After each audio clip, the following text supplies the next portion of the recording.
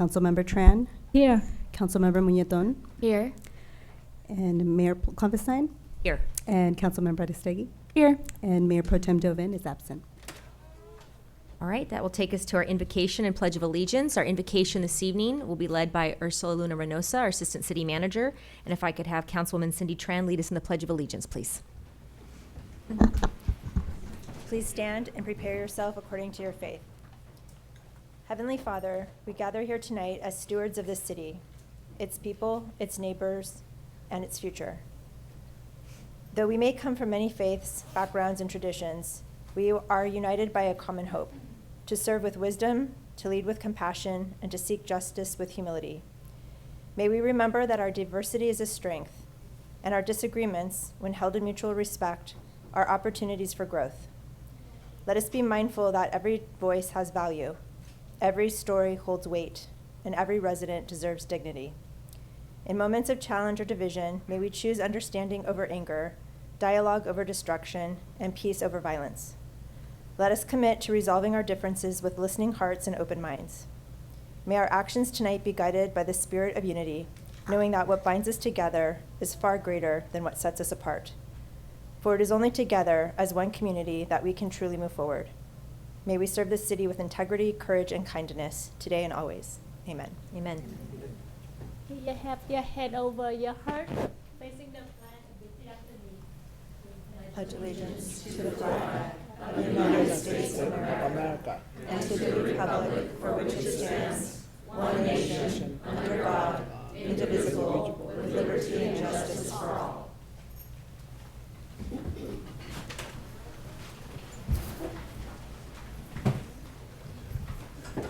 All right, at this time, we will recess the City Council meeting and move to Housing Authority, and I will turn that over to Chair George Brightingham.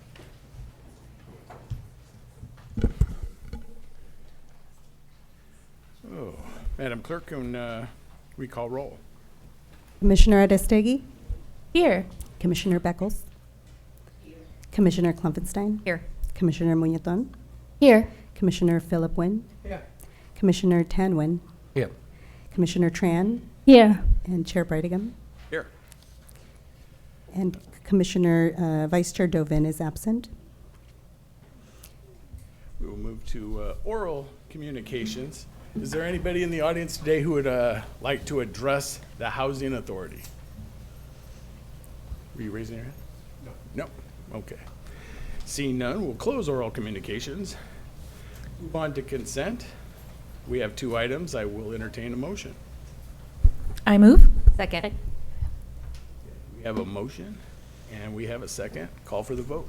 Roll call vote. Commissioner Aristegui, Yes. Commissioner Beckles, Commissioner Klopfenstein, Yes. Commissioner Muñetón, Yes. Commissioner Philip Nguyen, Yes. Commissioner Tan Nguyen, Yes. Commissioner Tran, Yes. and Chair Brightingham. Yes. Motion received, 8 yes votes. We have matters. Any commissioners have any matters? No, we have not. So nothing matters? All right. We will adjourn back to the city council.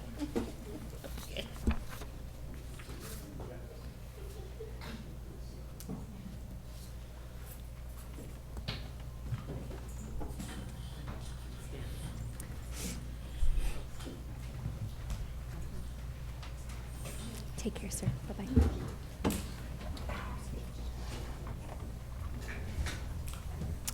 All right, we have several presentations this evening. I'm going to pull them a bit out of order. We're going to start with number 2, which is a legislative update from Orange County Supervisor Janet Nguyen of the 1st District.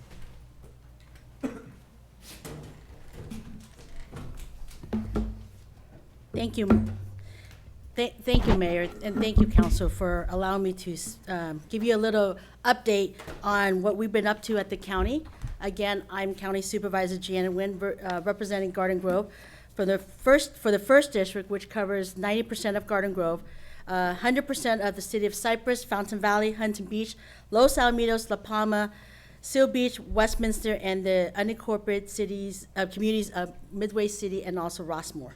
I've been representing Garden Grove for over 20 years, and so it's always great to come back to my hometown. So you may, some folks still ask me, even though I was a county supervisor at one point for 8 years, people still ask us sometimes, what is a county supervisor? Sometimes when I introduce myself as county supervisor, they ask me, what department do I supervise? And I always just tell them I actually get to supervise 24 departments at the county. So there's 5 county supervisors, each of us representing about 700,000 residents, and that's about 3.2 million people in Orange County. Our county budget passed this year, balanced budget, and the budget passed was $10.7 billion. So that's we are the top, we are ranked among the top 6 largest county budget as a county in the nation. I also sit on OCTA, and that budget, I sit on that representing you, and I know your mayor, Crawfordstein, also represents Garden Grove on OCTA, and not just Garden Grove, but actually the first supervisorial district on OCTA, and that budget itself is $1.76 billion. When I talked about the 24 departments, most people don't really know what that department is and don't really think that that actually belongs to the county. So John Wayne Airport is a county department. The landfill operations at Waste and Recycling, the Orange County Animal Shelter, the Garden Grove libraries. Not all libraries are county. There are cities that own their own libraries, but we partner with Garden Grove and your libraries here. The district attorney, public defender, public works, the sheriff department, you name it, those are the county departments that we're talking about. So what I wanted to kind of highlight a little bit is what we've been up to in the last 9 months. My goal has been, given the circumstances how I came back, is to making sure that we restore integrity, transparency, and good governance at the Board of Supervisors. And within the last 9 months for review, I've attended over 81 board/committee or commission meetings.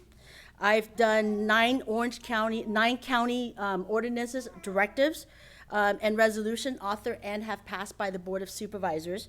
We've opened and also closed roughly a little over 300 constituent cases, whether that's constituent or small businesses cases.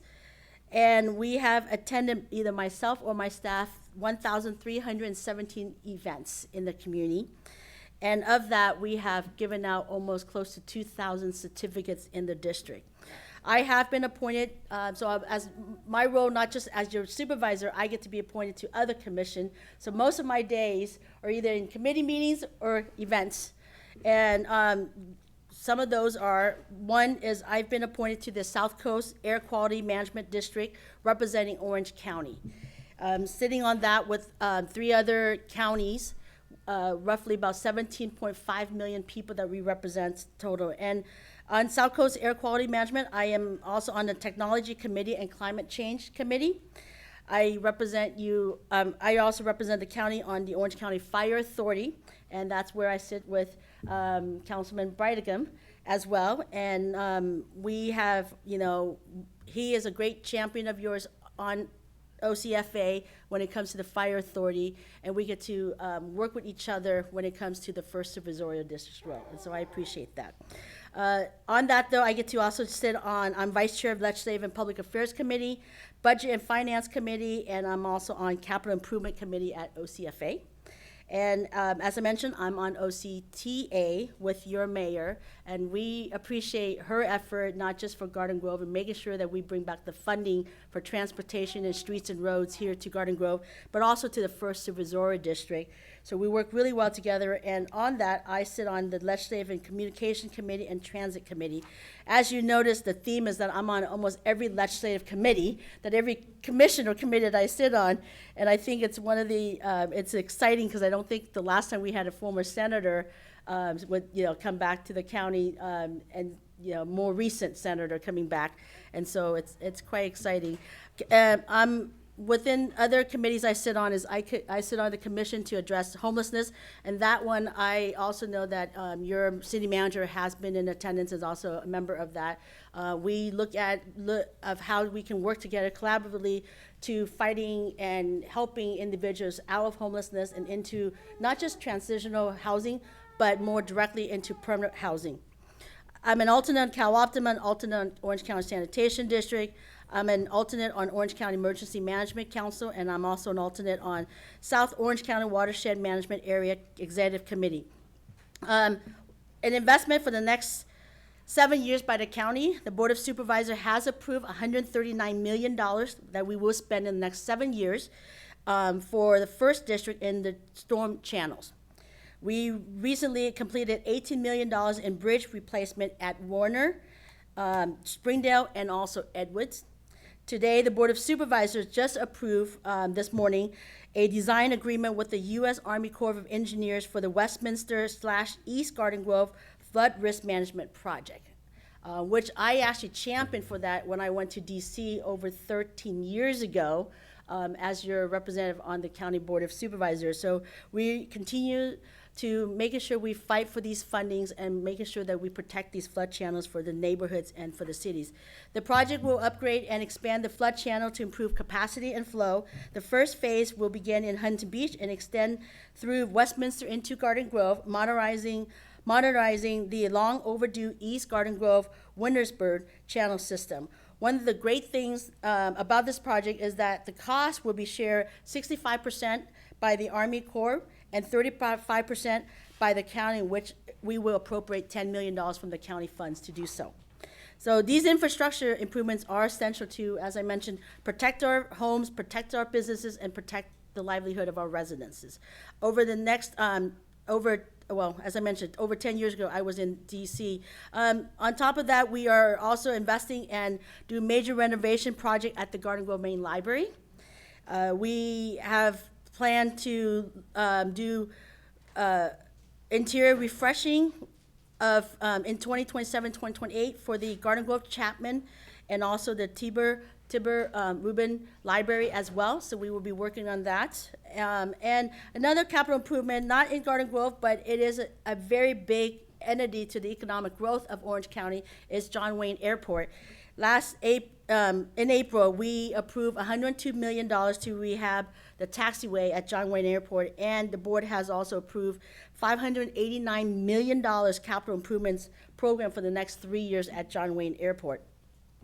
A few upcoming events in the district that I would like to highlight is we have a October 11th Pet Adoption Expo. We're partnering with the Orange County Animal Care and 2 rescue organizations to offer free adoptions of dogs and cats. We also have discount microchips, vaccine, and various veterinarian procedures like deworming. For example, rabies shots will only be $15, and so all this on-site.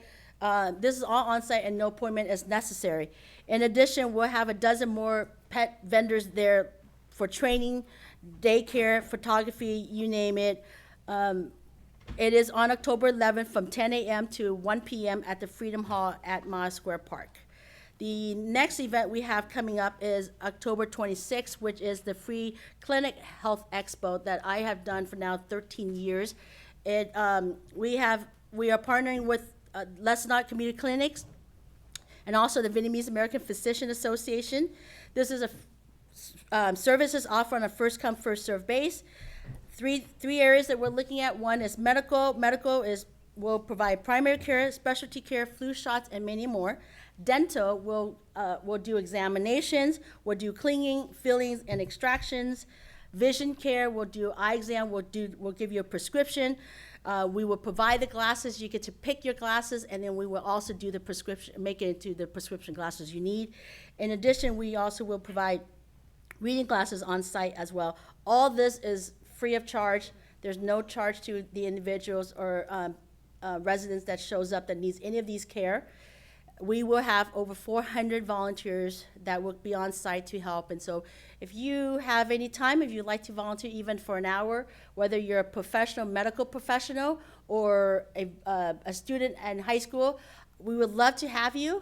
We provide volunteer hours as well. And so we need all the volunteers we can. The more volunteers we have, the more people we can assist. We have helped over 12,000 individuals as of last year. A few issues that we have been dealing with at the county that I want to highlight. One is, as you've heard, if you haven't, there apparently dogs do vote in Orange County. So I'm not sure which one. So apparently there is in 2021, a woman registered a dog to vote in Orange County. And that dog did vote it in 2 elections. One election was counted and the other one was not.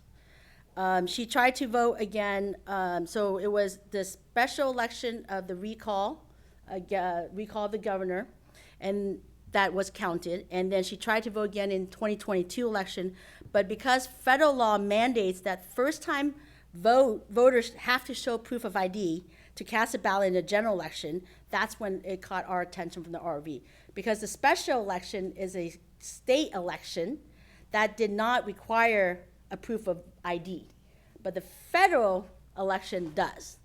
And so today we voted to direct county staff, and I know that your city will be notified if it hasn't already, that we are asking for all cities in Orange County to allow us to have access to your dog animal license registration, so that we can compare that to our voter roll.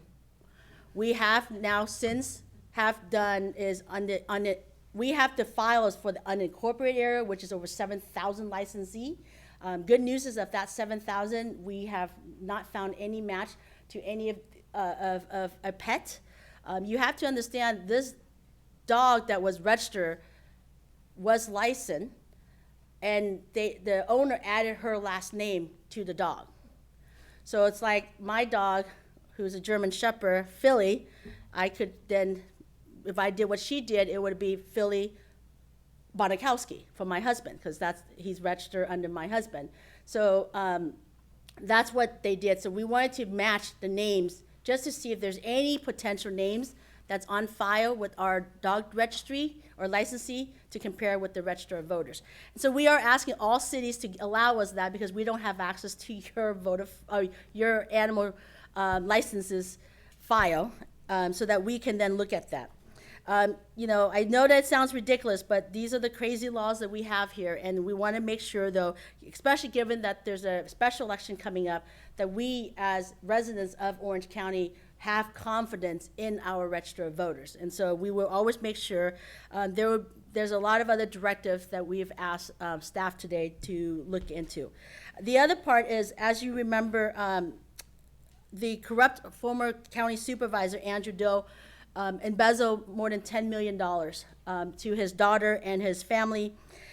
The pandemic money that was meant to serve our seniors during the pandemic, over this last 8-9 months, we've done quite a bit. We have looked into, we have a forensic audit coming up. We have audited other areas of the county. We have also sent our county council to the court, which the federal court has sentenced the supervisor to 5 years in federal prison, the maximum sentencing. And the DOJ, the court has also ordered the DOJ to send back the $2.4 million cash that was seized from bank accounts back to the county. And also have, we as a county are suing Andrew Doe, his daughter, and all their associate for all the money that has been embezzled out of the county of Orange. So there's a huge lawsuit going on as well. And you might have heard recently that CalOptima has just finished their investigative report, but have refused to release it to the public. He was there, he was a board member to CalOptima, and there are stuff that has happened under his watch. So this tells you that it wasn't just the county of Orange that was the victim. It is actually other boards that he sat on. So we don't know what the extent is. I have not read the report, so I have called on CalOptima to release the report to the public. Transparency needs to be in place, because that's how we can bring back public confidence to the county. Another issue is animal care. As many of you know, I started looking into the animal shelter issue last year as a senator, and have authored quite some legislation that passed and implemented across statewide. But one of them that we could not do, because I was in the Senate, that I was able to do now is, one, Pre-COVID, the shelter was open 7 days a week, full-time. During COVID, it was completely shut down. After COVID, it was still shut down. And when we inquired last year, it was still shut down. Finally, they opened it, but it's part-time. So I got the board to support us to open the shelter full-time. It has now since opened full-time. And also that the county will now report all their reports of intakes of how many animals they intake per month, how many has been euthanized, how many has been adopted, or whatever happened to those numbers or to those animals. We would now report it monthly and not annually. It's important because we want cities who are contracted with us to see that we're transparent. Because during COVID and up to last year or two, the county's euthanization rate is over almost 200%. And so we're asking you, and that's why we're doing a pet adoption expo, is that we're asking people to please come to the county, because when you see the dogs or the cat, you're gonna fall in love with them. If you see the rabbit, you're gonna fall in love with them. And if you like reptiles, I'm not a big fan of reptiles. I just, I'm one of those, that's the girly part of me. I can't do reptiles. And so, but if you see the reptile you like, you can also adopt the reptile as well. And so we're hoping that people would now, if you have now that's open full-time, you can also come after work as well to see these animals. And the last thing we did with the animal shelter is that we have also voted to add an additional employees that will be responsible to report to the public and communicate as a community liaison from the shelter to the cities or to the communities. We want that individual to go out there, showcase our animals, showcase what our shelter is about. Next issue is kratom and fentanyl. I've been a fighter against fentanyl for many years now in the state, and have actually authored many bills that was passed and also signed by the governor. But I'm not going to stop there, because fentanyl is something that we need to continue to talk about. It is the #1 death killer in our nation from young adults from the ages of 18 to 44. 44. But it's also creeping under 18. And so we need to continue to communicate and talk about fentanyl, and to let our children know why it's important that they don't take candies or food from individuals that they don't know. And sometimes it might be from a friend who got it from someone else who didn't know it was lace. Because a lot of these students are bound for MIT and Berkeley and Harvard, and are now have passed away, because fentanyl will kill within 4 minutes. And so we've done a lot of area in and fentanyl. We will continue to do so. But now there's another one that's creeping. It's called kratom. Last month, we at the Board of Supervisors adopted and passed an ordinance prohibiting the sale and distribution and possession of synthetic kratom products that will go into effect this month. Kratom is a natural form. It's in its natural form. It's for pain relief, very similar to fentanyl, for boost energy, manages opiate withdrawals. It's sold as loose powder, pills, gummies, and liquid extract. They're now considered the gas station drugs. It's available for any student, anybody, regardless of age, in Orange County or statewide, to go and buy kratom. So we have passed at the county side for the unincorporated area that now it is banned. Children under 18 cannot buy kratom at county gas stations or anywhere else. You have to be over 18. And we have also banned the ordinance that is the chemical compound of 7-OH. That compound 7-OH is extremely deadly. It's actually legal morphine if they can get a hand on it. And so we are banning that at the county facilities. We have asked, and I know that your mayor's looking at it, and we appreciate you, we're asking all cities in Orange County to ban kratom. Banning just regular form of kratom for under 18, and to ban 7-OH concentration of kratom completely, even for adults. Because we do it at county unincorporated area, we need you to do it at your city. Cities of Newport Beach, Huntington Beach have all adopted similar, if not harsher, actually similar, not harsher, similar ordinance within their city boundaries as well. And so we would like this to be looked at countywide, all 34 cities jumping on board to ban kratom of the 7-OH and also from children from having access to these. And it's really sad because a lot of these, when you see them at the gas station, they're very colorful. They look like just gummy bears. And so children don't know, and so we need to make sure that we protect them. Hospitals are now seeing a disturbing spike in treatment of kratom-related dependency, with some of them being the 7-OH patients requiring the same detox protocol as fentanyl. And so, with the rapid rise of this, we are asking all cities to help us. Let's ban this and let's come together in the county. And so with that, I also want, last is to say thank you to your mayor and your council, and especially for the staff.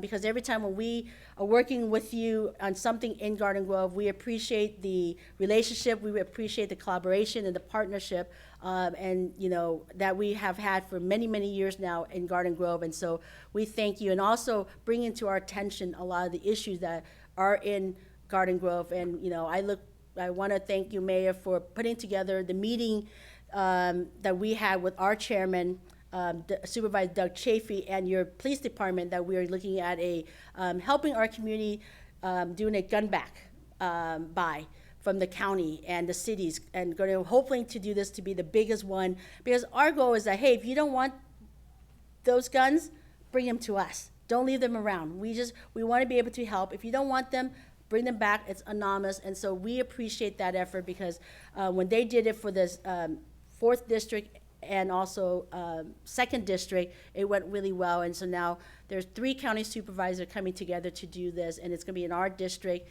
And so we appreciate Garden Grove and the chief and the mayor and the council and the city for coming together with us and working on this event. And so again, if residents, if you have any questions of anything that I've stated, or if you have any other questions that I can be of any assistance, please do not hesitate to contact our office. We are now our office is in Santa Ana. We are trying to look for a district office to try to give us somewhere here that's more centralized. But our phone number is 714-834-3110, 834-3110, and my email is janet.nguyen@ocgov.com. I usually say Nguyen when I say it, because I want people to know there's an N to it, not a W. So it's janet.nguyen@ocgov.com. Again, thank you, Mayor, for allowing me the opportunity to speak here today and giving you the update. Thank you very much.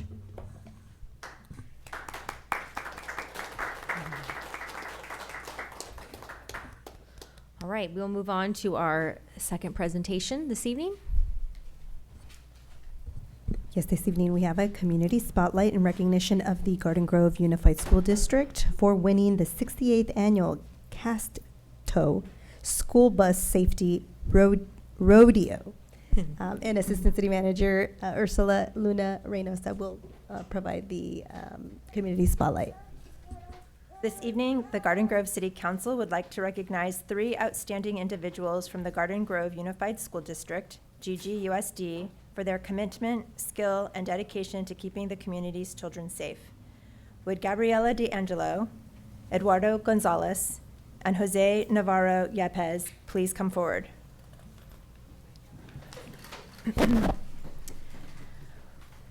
Please come forward. We are also pleased to welcome GGUSD Board Trustee Terry Rocco, Superintendent Gabriella Maffei, GGUSD Assistant Superintendent of Business Services Tani Fan, GGUSD Director of Transportation Matt Thomas, and GGUSD Assistant Director of Transportation Jill Bender.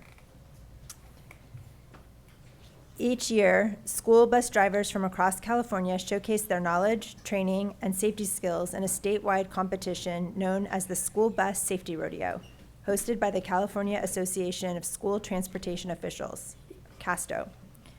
Founded in 1968, CASTO promotes safe transportation for all school children and is recognized by state and federal agencies as the leader of school transportation safety in California. Earlier this year, Gabriela, Eduardo, and Jose won first place as a team at the Southern Sectional Rodeo, and they advanced to the state championship rodeo in Galt, California, where they went head-to-head against Northern California's top team. After putting their precision driving skills to the test, they came out on top and brought the championship trophy home. Gabriela D'Angelo has served GGUSD for 10 years and has competed in school bus safety rodeos since 2016, achieving numerous top finishes. Her commitment to GGUSD and its students shines through her dedication in the community and on the competition field. Eduardo Gonzalez has been with GGUSD for 11 years. Known for his quick response, preparedness, and passion for safety, he has qualified for the state championship rodeo 4 years in a row. And this year, his perseverance was rewarded with a first-place team victory. Jose Navarro Yepes has profoundly driven for GGUSD for 17 years and has competed in school bus safety rodeo competitions since 2009. His drive to improve his skills while ensuring student safety has fueled him to compete over the years, resulting in the recent championship win.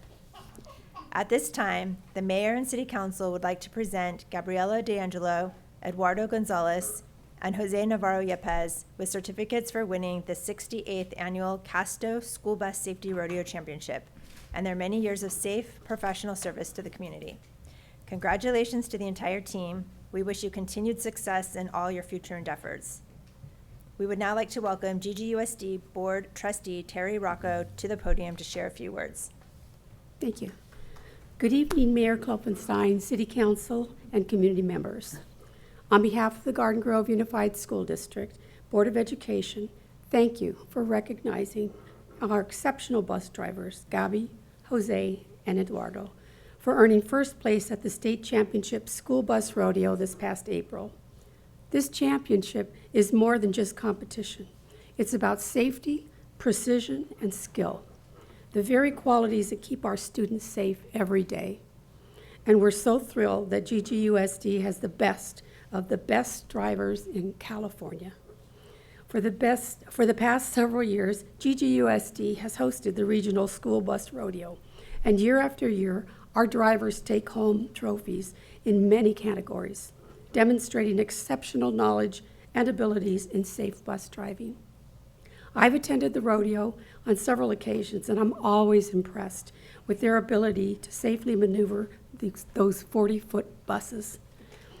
I've joined our bus drivers on ride-alongs and observed the high level of care and kindness that they show our students, getting our students off to a positive start each morning. Gabby, Eduardo, and Jose don't just drive buses.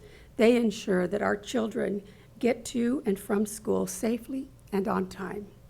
Their victory reminds us that public service, whether in the classroom or behind the wheel, deserves to be celebrated. We're so proud of their achievement, and we are thankful for the support of this City Council in recognizing the value of their work. Thank you.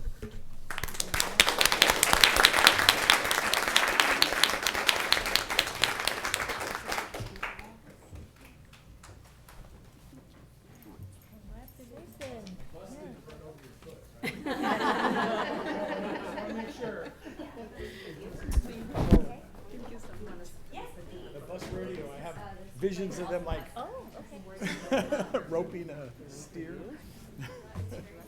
I can imagine. Oh,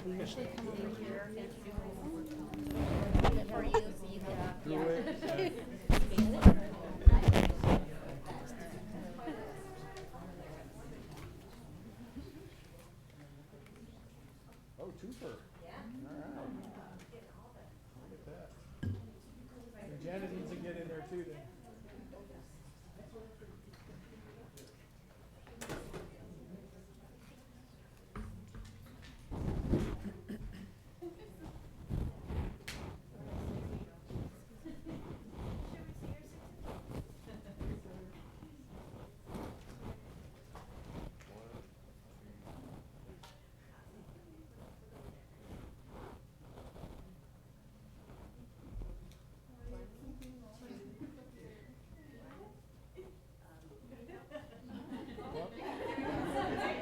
Try to get it right.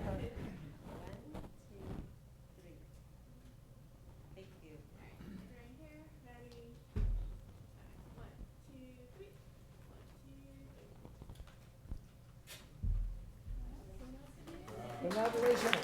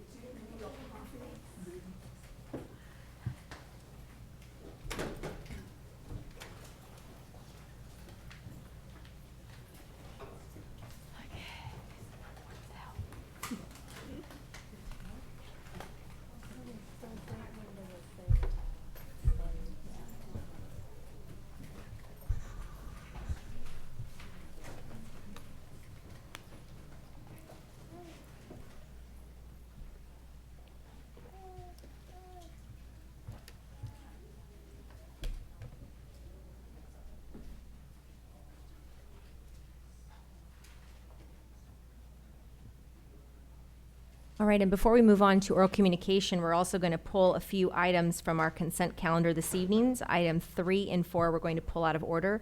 I'd like to entertain a motion, please. Move. Yeah, second. Motion and a second. Call for the vote, please.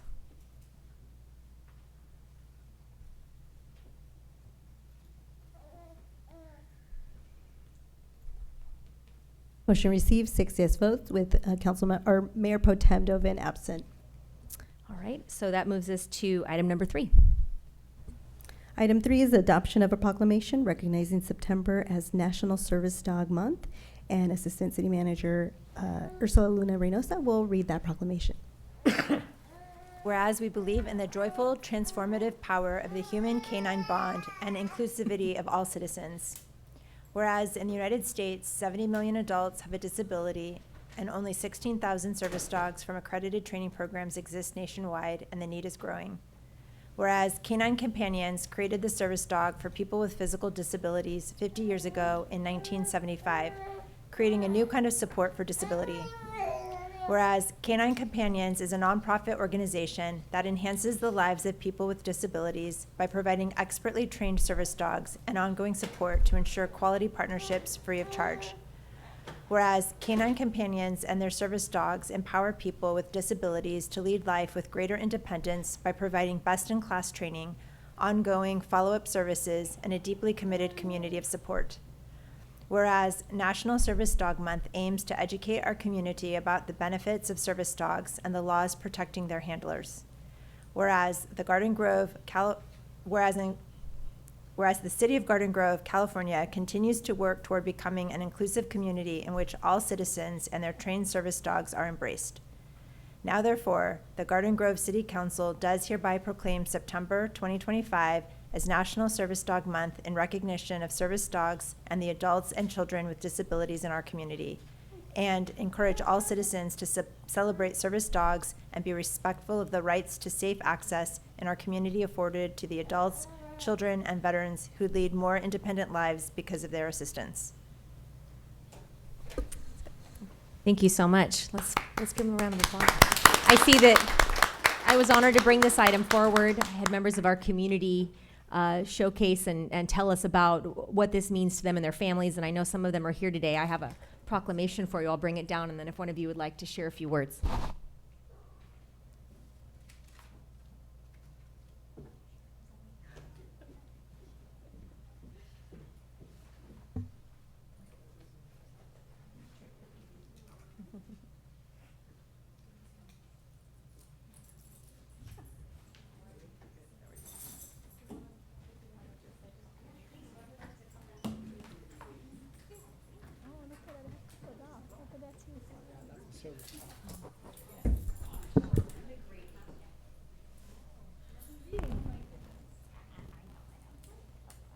Look at the baby.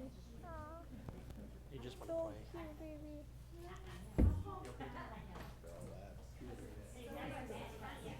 Aw. Oh, they have 4. Yeah.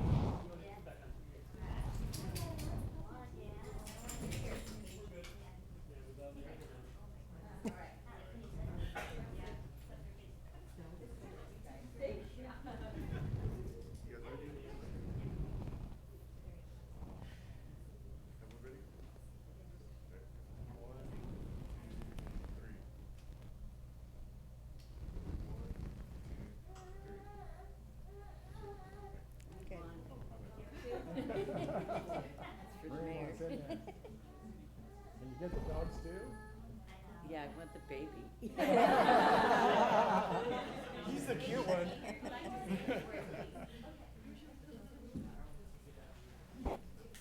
The baby is so cute. They gotta sniff each other. I know. Yeah, that's the They law. never met. Oh, joy.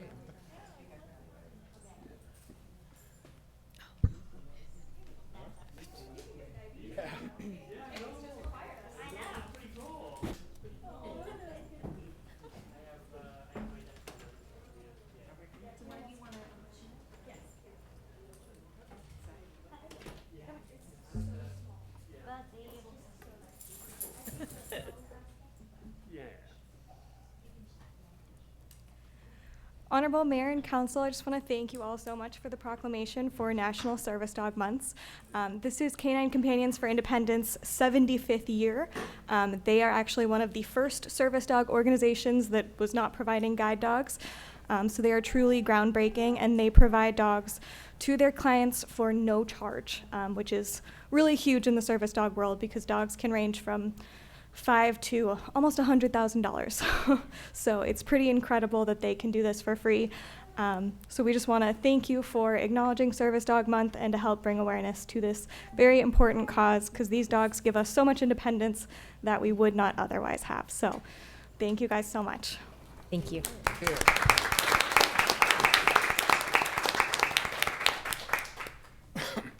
All right, that will take us on to item number 4. Item 4 is adoption of a proclamation designating October 5th through October 11th, 2025 as Fire Prevention Week, and Assistant City Manager Ursula Luna Reynosa will read that proclamation. Whereas lithium-ion batteries are increasingly used in everyday devices such as smartphones, tablets, laptops, e-cigarettes, e-bikes, power tools, and kids' toys, making them a common presence in homes and workplaces. And whereas lithium-ion battery fires can spread rapidly, release toxic gases, and are difficult to extinguish, creating unique dangers for both residents and first responders. And whereas proper handling, storage, and disposal of lithium-ion batteries, along with public awareness of safe charging practices, can greatly reduce the risk of fires and injuries. And whereas Orange County residents are responsive to public education and outreach measures and can take personal steps to increase their safety from fire, especially in their homes. And whereas the 2025 Fire Prevention Week theme, Charge into Fire Safety, Lithium-Ion Batteries in Your Home, strives to educate everyone about how to buy, charge, and dispose of them safely. Now, therefore, be it resolved that the Garden Grove City Council does hereby declare October 5th through 11th, 2025 as Fire Prevention Week, and urge Orange County residents to practice safe lithium-ion battery habits. Only buy products that meet safety standards, charge devices safely, dispose and recycle batteries responsibly, and support the many public safety activities and efforts of Orange County Fire Authority during Fire Prevention Week 2025. I'd like to invite Chief Covey with the Orange County Fire District to give a presentation. Thank you. Thank you, Mayor Klopfenstein, Director Bradigan, not just council members. So yeah, I come to you again. I've brought this to you several times, and the fire service really feels this is an important point we need to keep bringing forward because it continues to happen. So I'm going to catch your attention once again.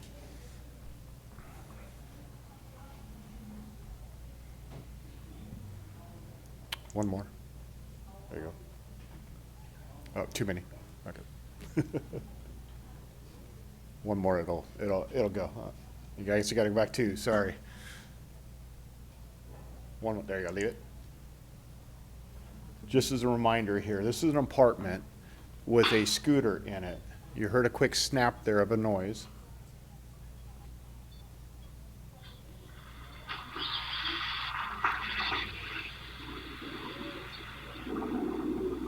Okay, that's a scooter, right? It's just a simple recreational scooter. So again, my name's Craig Covey. I supervise fire protection in Garden Grove, Westminster, Seal Beach, Los Alamitos, Rossmore, and Midway City. And one of the busiest divisions in our department. Last weekend alone, we had 2 garage fires. Okay, that was last weekend. This is a threat to public safety like what I haven't seen in my 31-year career, and it's something I continue to try to bring forward so that your residents understand what's going on. The fire service is not opposed to going green. Let's make sure we're clear about that. But there is a hazard that comes with this going green, and that is lithium-ion batteries. As you can see, when they do a thermal runaway, they really explode, and that's 2,000-degree molten metal being thrown around a room. And rooms that in the past with old legacy stuff back in our 60s, 70s, and 80s would take 15 to 30 minutes to flash over, where the whole room heats up and explodes into flames, they're now doing it in 2 to 3 minutes. That's while we're still responding. You're trying to get out of the house. Rooms are completely flashing over. So it is a hazard that we continue to face. Go ahead. This was as we get into garages and cameras nowadays, lots of people have cameras all over the place. One more click. A warning from Orange County firefighters. This is a after residence home video in captured Garden a Grove fire in a Garden that Grove lost their garage. This happened on Saturday. And that's simply a Firefighters say it battery, a started because of plugged-in failed cordless battery drill charger. battery. Thankfully, I can tell you, crews for were me able to keep it personally, from I've spreading to the completely rest of the changed our house. lifestyle They're at reminding home. people to Nothing never remains leave the plugged battery in. charging When you unattended finish charging and it, to never unplug leave it. something charging Okay. in an The exit thing path. that's really important that goes with this is buying quality products. The cheaper stuff that you buy is using cheaper batteries, and they're made in dirtier environments, and they are more prone to rapid degradation and failure, as you see here. So that's what we're trying to emphasize, the fire service and the OCFA, and I thank you for your time of bringing this forward and recognizing next month is Fire Prevention Week and the focus on lithium-ion battery safety. As we just had our furry friends here, the next slide will be pretty appropriate to, no offense to our puppies, but they do love their toys, and cell phones can become a toy. A dog chewing on a power bank with a lithium-ion battery inside. Suddenly, there's a flash, and a fire breaks out within minutes. And there goes a 2 house. dogs and a cat in danger. So the emphasis for this is just a reminder for all your residents, hopefully that are online and listening to this, is there is an important part of battery safety. And that is unplugging them when they're done charging them. Don't overcharge them. If you lose a charging cord, replace the cord with the manufacturer recommended cord. Don't buy a knockoff cord, because that can overcharge it at the wrong rate. Okay? If you notice any changes to the battery, smell, swelling, anything like that, take it out of service, properly dispose of it through the county hazardous waste department. Those are the key things to this. There's no completely preventing it, but you can reduce your risk to it by just taking some simple steps. And that stuff is available, next slide, at ocfa.org. There are some steps there that are recommendations for you in keeping your families safe. And I appreciate you taking a moment today and recognizing next month in our Fire Prevention Week. Thank you very much, Chief, and I want to thank Councilmember George Bradham. He had the idea of bringing this forward to continue the outreach and education and share the awareness of this. It's very serious, as those videos definitely showed. George, did you have anything you'd like to Yeah, you know, I saw this in consent, and I thought this needs to be brought forward in a more dramatic fashion where people can see why we are voting for this tonight and why we vote for it every year, the educational component. And when it's in consent, it just kind of gets, you know, doesn't really get brought forward. So, you know, the main takeaways, these, you know, e-bikes, scooters, a lot of people store them in their bedrooms, store them in the house. You know, and sometimes that can't be avoided, but if you can, it's probably not a good place to put your batteries, anything with a lithium battery. Your drills, like the chief had mentioned, and all those power tools. You know, I know Amazon is now selling enclosures that you can store your batteries in, and you know, maybe it's wise to consider purchasing something like that. But yeah, I just wanted to make sure this came forward, and the chief did a great job with his slides and videos. Thank you for bringing those, and do appreciate it. You're welcome. And a reminder, Christmas is coming. January, February, we're going to start charging a lot of things, and that's going to be a moment where we could continue to see a spike in this safety concern. Thank you very much, Chief. Appreciate it. You're welcome.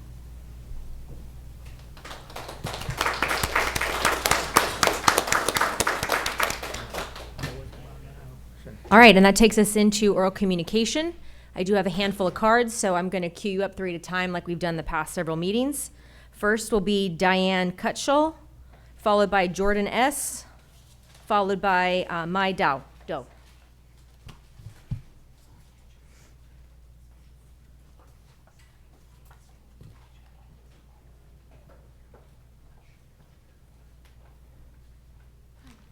Good evening, Mayor Klopfenstein and council members.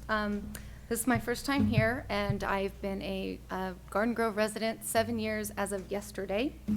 And my husband and I believe we moved into Area 3. We're off Valley View and Lamson. And we've realized as we've lived here that West Garden Grove is, people brag about being there, and they're very proud West Grovers, as they call them. And since we've gone there, a lot of businesses have left. A lot of vacancies are there. We don't see a lot of retail space. We see indoor sports complex, daycare. And so we really go and do most of our shopping at Rossmore, Cypress, LaSalle. And the sign when you drive in on Valley View off the freeway says shop local. And I would like to. There's no place to go. We've got 2 Rite Aids now out of business. We've got the Fresh and Easy and the Starbucks on the corner that's been gone forever. We've got 2 vacancies near the Marley's preschool that seem to be empty, the 99-cent store. I don't know what the Treasure Box outlet really is. It's just a bunch of boxes and stuff. But it would be really fun to interact with our neighbors and the golf carts that drive around, and maybe find a place, a dining place where we can sit out on a patio and interact and get to know each other, and instead of going to all these different places to do our shopping and gathering and things like that. So thankfully it's not a safety concern as of yet that I've noticed, or becoming messy or trash ridden too much, but I also don't want to see residences go in. I know the Fish and Game is building high-rise, and I don't want to see something like another Bellaterra Huntington Beach. I'd just like to see good places to shop, TJ Maxx, Nordstrom Rack, our own Trader Joe's, something where we frequent and help the community that's right there in that area succeed. So, thank you. Thank you. Thank you. Thank you. Jordan S.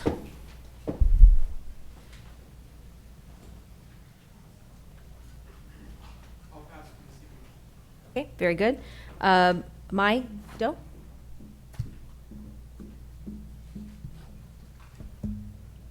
Good evening, Mayor, council members. My name is Mai Window. I am the Research and Policy Manager at the Harbor Institute for Immigrants and Economic Justice. My family lives in Garden Grove, although I'm here today on behalf of the Harbor Institute.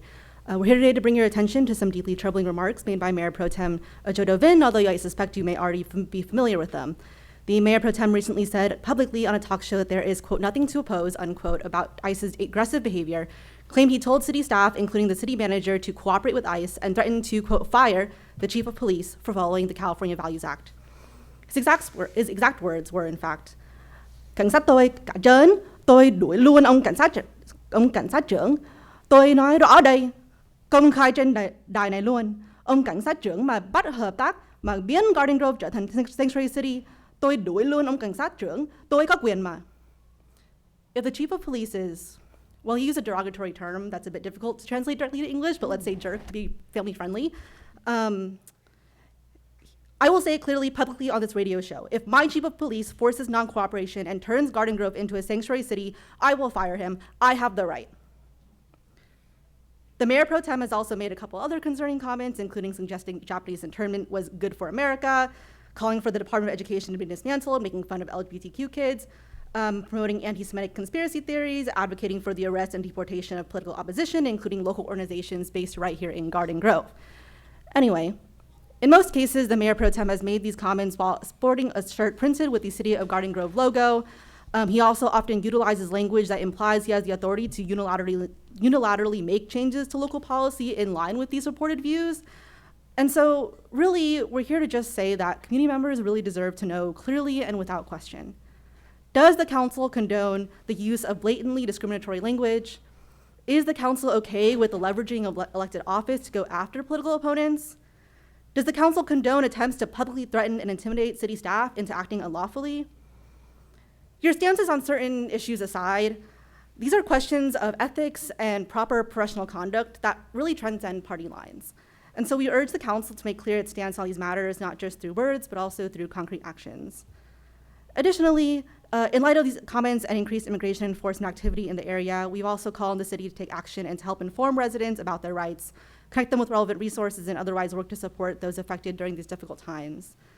Last week, the Harbor Institute, along with the Islamic Society of Orange County, Viet Rise, Carol Lay, and the Orange County Justice Fund had actually joined together to condemn the Mayor Pro Tem's recent comments. And so that joint statement was included in our letter that we recently sent in case you would like to take a look. I believe you should have that somewhere in your inbox. Thank you for your time. Please feel free to reach out if you have any questions. Thank you.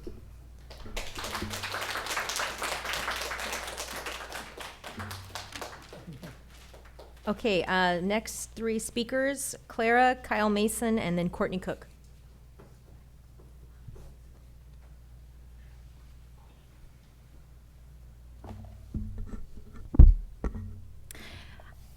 I'm here tonight to apply pressure and to hold the council accountable, not just for what you say, but for what you failed to do.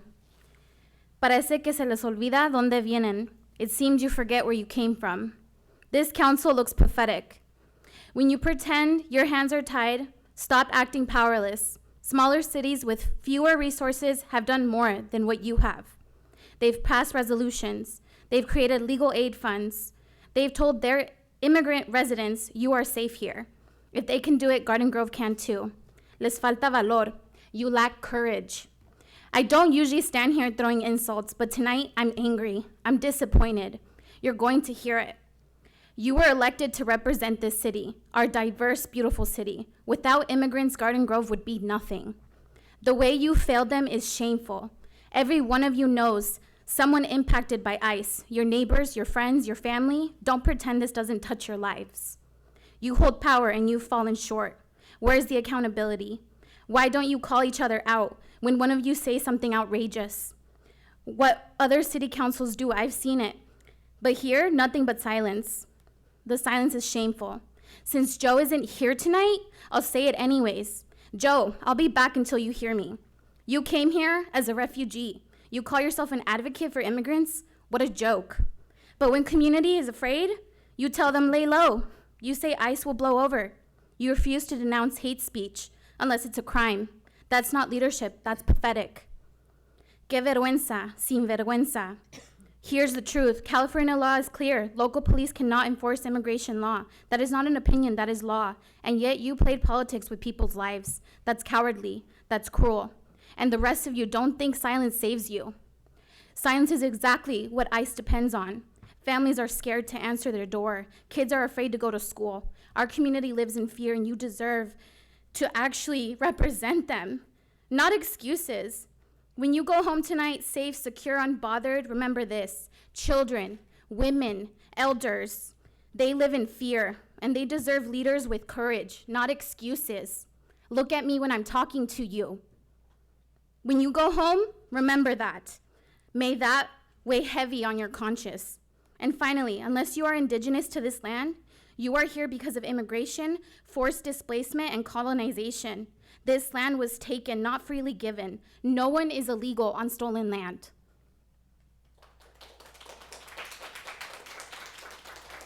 Kyle Mason.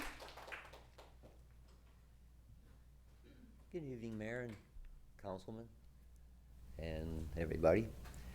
I guess I don't know where to begin except back to the beginning. Stephanie, I see you met my neighbor, John. He's one of the guys, he's one of the 8 with the 2 trucks. I want your address because we got a whole bunch of homeless at 9616 at the car wash. In fact, I took these pictures right before on the way here. Last night there were over 20-some people there.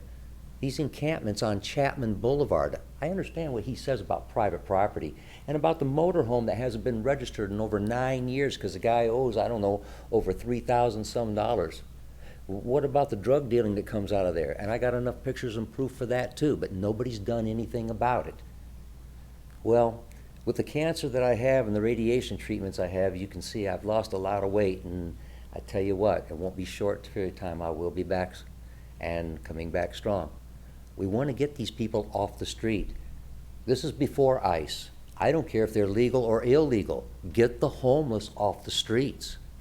I mean, they're behind the Social Security building and they're using this right here, and they're taking their baths and stuff like that. The fire department should be able to put a lock on that. That's behind the 24-hour fitness.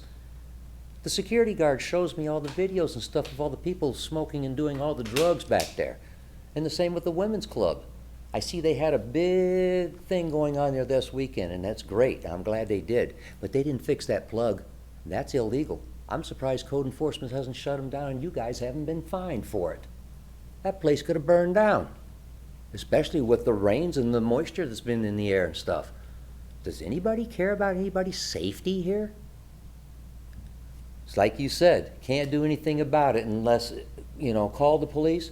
Well, it has to be private property. So if I see someone with a knife and propane tanks and they're cooking drugs and I call the police, they're asking me, am I responsible for that property? Well, I won't call the police no more. I'm sorry, I'm wasting everybody's time. Do I have to be responsible when people are doing illegal drugs and illegal things? And they're gonna ask me if I'm the person who's responsible for the property? Guess it doesn't matter, huh? Everybody can do their things illegal as they want, right? That's too bad, man. It really is. I wish they'd get somebody out there. They graffitied up the park right across John's. I mean, you met John. I mean, he said, you know Kyle, huh? And you kind of rolled your eyes in your head and stuff, and, everybody kind of not very well liked here, I guess. Well, I'm sorry, but the park that he's at, it got graffitied all to heck. And I just can't believe that he's got all the video. And the guy throwing the drugs underneath the cars, and the police come out and search. And they let everybody get away. Isn't that neat? They had to go back and look at the video themselves. Doesn't look very good, does it? You should go check it out. It looks funny, all them drugs, and homie doesn't have a driver's license. Have a good one, y'all. Courtney Cook.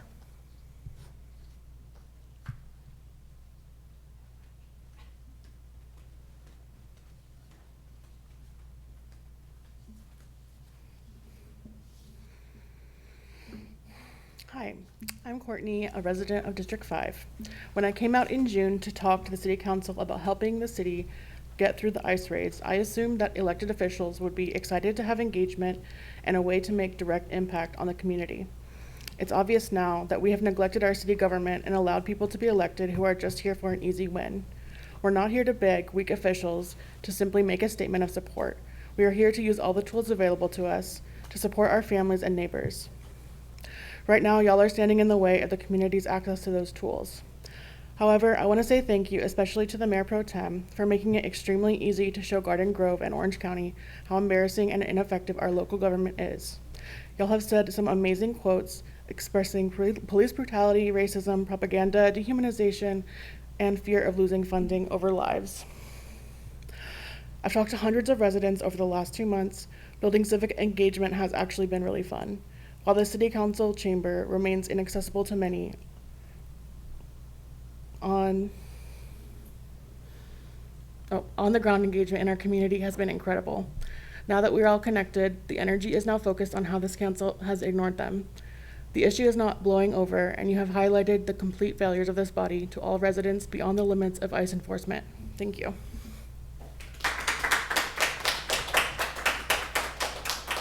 All right, my next three speakers, Nicholas Dibbs, Morgan McKay, and Aaliyah, I'm sorry, I can't read this. Aaliyah Yusubi? Thank you. Mayor Kloffenstein and members of the council, I want to follow up on the last council meeting when I provided you with an important resolution from Orange County, North Carolina on protecting children from brain development harm and taking action to reduce teen suicide and addressing social media use, screen time, and youth mental health. So I'm asking you to please put, the resolution is already composed.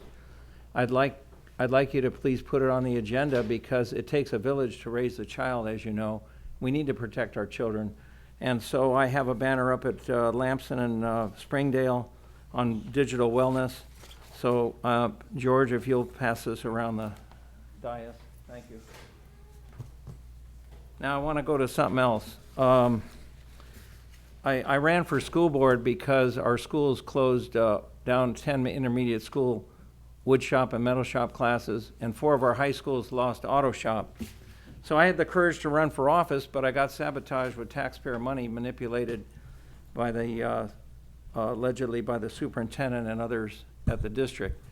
That's another issue. We have to have fair elections. If we don't have fair elections in this country, then we don't really, we live in a banana republic. So I'm fighting for fair elections, and the misuse of public funds to influence voters needs to stop. Now we fast forward to today. I have the right, a First Amendment. Now I don't agree with what everybody has to say, including Charlie Kirk, but he has the right to say it. Political violence needs to stop. And hateful vandalism is unacceptable, and it has been directed towards me. And I don't like it. I've filed 3 police reports so far here in Garden Grove. 1 sign has been vandalized over 14 times in West Garden Grove, and it's not right. Political free speech, our First Amendment is sacred. If somebody attacks me on the First Amendment, then all of our First Amendment rights go away. So we have to, I don't agree with what everybody says, but they have the right to say it. And the First Amendment is sacred. And yet my signs get chopped up. Somebody comes by with a knife and chops up my signs, or they come along with graffiti and sabotage my signs with spray paint. And I'm just trying, I ran for school board because if we want to reduce crime and improve the economy, we need to give the children who aren't going to go to college a trade where they can learn electrical or plumbing or carpentry and have a trade, a skill. That's why I ran 3 times. But I got sabotaged in 2 elections by the administrators with taxpayer money, and now I'm getting sabotaged on the First Amendment. So our First Amendment is sacred. I ask that the public call this into the police if you see any activity. Thank you. Thank you. Morgan?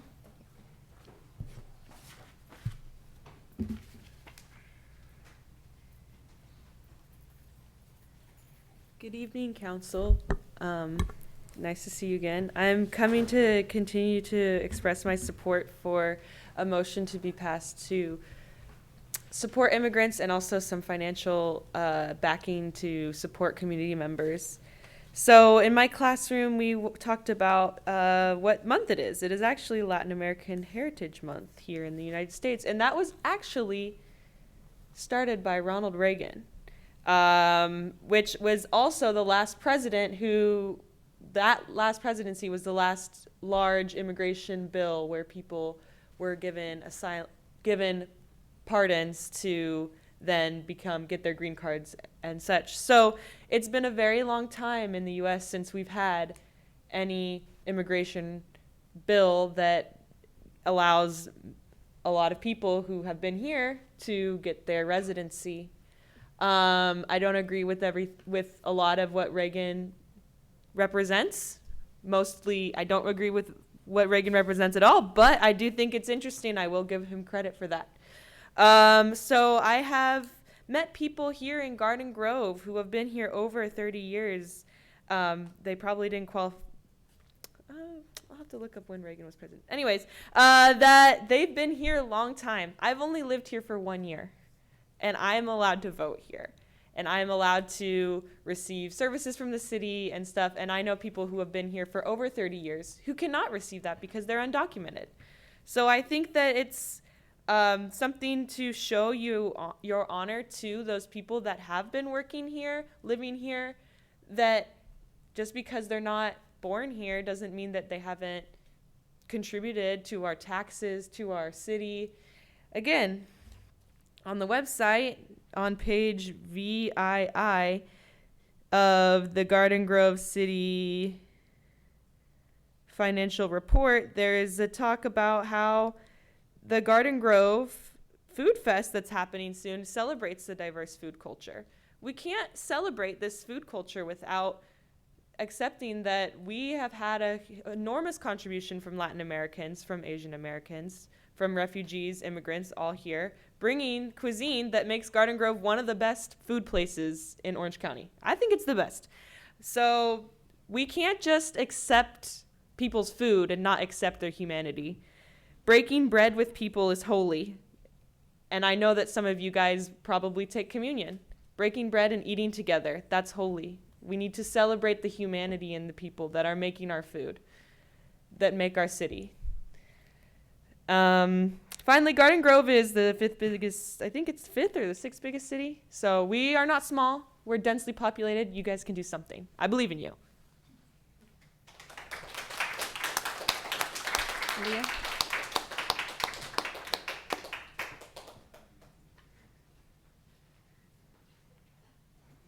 Good evening, Council and Mayor. My name is Alia Yousufi. I'm the Senior Policy and Advocacy Manager at the Council on American Islamic Relations, Greater Los Angeles chapter. I also attended school here from preschool to 8th grade, so the majority of my childhood was spent in Garden Grove. I'm here to bring your attention to the extremely harmful statements that Council Member Dovin, unfortunately not here, made earlier this month regarding Palestine. He said explicitly that there is no need for a Palestinian state and that their suffering from bombs dropping, continually causing them to flee from one part of Palestine to another, is a choice they have made because they didn't leave upon the creation of Israel. This is exactly the type of rhetoric that has laid the groundwork for the genocide in Gaza to take place because it dehumanizes Palestinians and sends the message that they deserve it.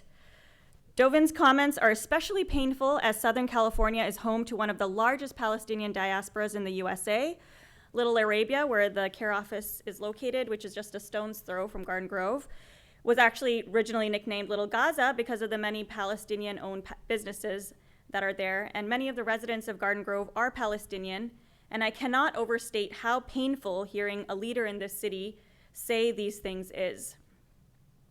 I also want to second May's and some of the other people here's comments, that Joe's comments about colluding with ICE are absolutely unacceptable and downright dumb. If one of your colleagues feels emboldened to act like the law no longer applies, it is incumbent on each of you to remind him that indeed it does. As a community legal service provider, I want to share one of our clients' stories.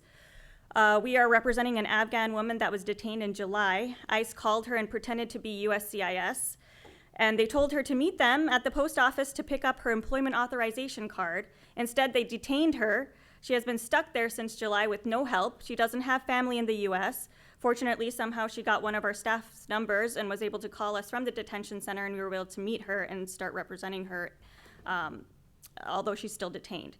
She was an Afghan OAW parolee, which means she was evacuated by the US military because of her assistance at the time during the US military involvement with the Afghan government.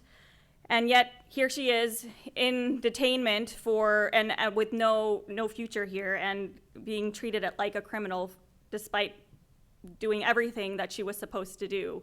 And this is exactly the type of rhetoric that we keep hearing, demonizing people regardless of the path that they take to get here, whether they're undocumented, whether they're documented. And it's just extremely exhausting and frustrating to be continually bombarded with this for the last year that we have been encountering this type of behavior from the administration. And Joe Dovin isn't here, but if he doesn't speak for you, then you must publicly and explicitly do the opposite and protect due processes that are continually under attack here and the safety of all Garden Grove residents. Thank you.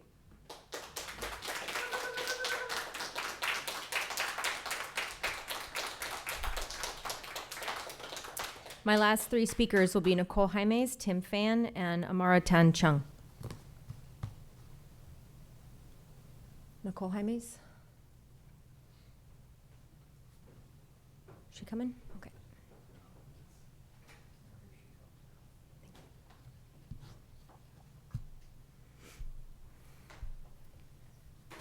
All right. Hello, everyone. I just want to I have a whole bunch of things to get to. We've heard multiple times how City Council, like the only way you could kind of put on the public record is to come here. And last year, my daughter gave her first public comment at the City of Fullerton. because she organized for her scout troop. They did 300 Christmas bags for Camp Pendleton. She pretty much ran the whole thing. And what was neat about Fullerton was that you could show up in person, or they were over Zoom, or you could call in. So for those who are saying it's kind of difficult to attend, then maybe we should have multiple options for people to be here, especially if somebody is like disabled and they can't come, because it would be a bit discriminatory in my opinion. Going back to kind of, you guys were talking about smoking and how you want to like fine us if we're smoking in our car. What if we're in our car in the parking lot and we're smoking or whatever, right? We want to do the whole park all the way to the parking lot or the walk around. Well, we already have signs up where you can't smoke within 25 feet of a playground, but what was a little bit alarming was that one of you were requesting that we should enforce this with police officers and or park rangers, and I just feel like that's kind of a waste of resources. One thing we've had ongoing for a long time are people having issues with coyotes. So if we can't do anything with the coyotes, at least come out and say we can't, or at least do a campaign or something on how we could, what residents can do to make their property less, I guess, enjoyable for the coyote. Like, that would be a better use of time. Fixing the roads would be a better use of time and resources, and also the trash, because sometimes along Euclid to Main Street, those trash cans will be overflowing, sometimes for over a week. But, you know, we want to police people smoking a cigarette in a park that they pay for. And lastly, oh, I got about a minute left. Lastly, I guess the proclamations, or is that what they're called, when we do this is this month or that is that month. I don't understand how that helps us become a more inclusive community if like we're only giving attention to it for maybe 5 minutes while we talk about it here. I think if we are focused on being an inclusive and community and educating about everything that we are adding, then perhaps there should be maybe a quarterly, there should be a resource fair or information session so we could actually teach people what we are supposedly teaching them for the 5 minutes that they are here. And for my last 20 seconds, someone said that we have like an F with our policies regarding the prevention of lung-related diseases, but then it goes into indoor spaces and permitting of tobacco and everything. And just because we have an F in someone's choices on where they want to smoke, that doesn't mean we need to get a higher grade with adding more laws and regulations onto people. Thank you. Thank you. Tim Phan?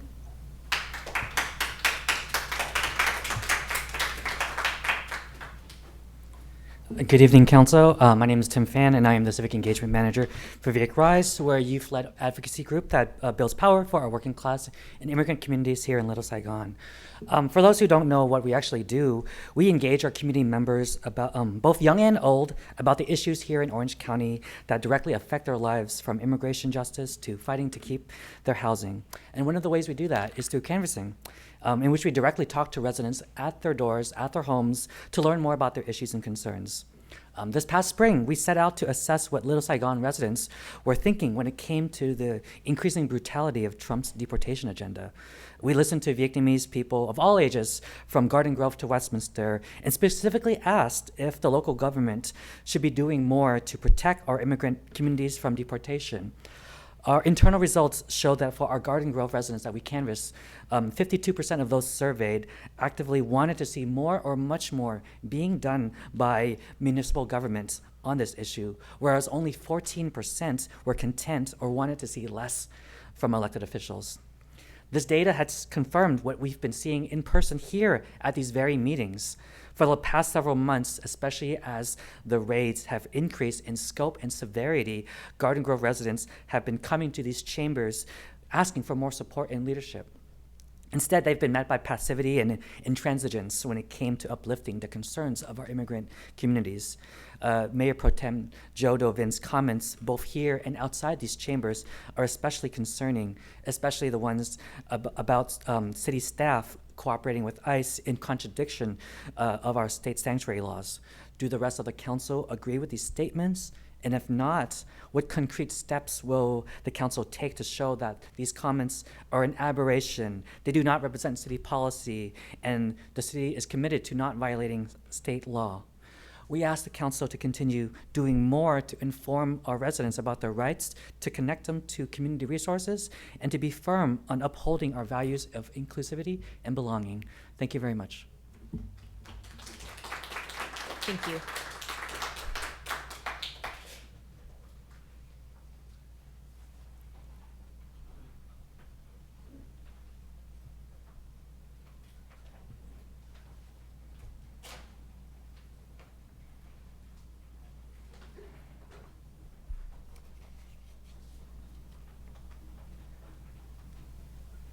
Sentul, Honorable City Council members, I am Amara Tan Chung, resident of District 5. While ICE raids continue unabated to terrorize Orange County, I am appalled by certain City Council members attending a vigil for Charlie Kirk instead of helping families of migrant background in any capacity. This man is an unacceptable figure who does not align with the values of our multi-ethnic, multicultural community. Violence is repugnant, but the circumstances of his death cannot change that his legacy is wholly negative.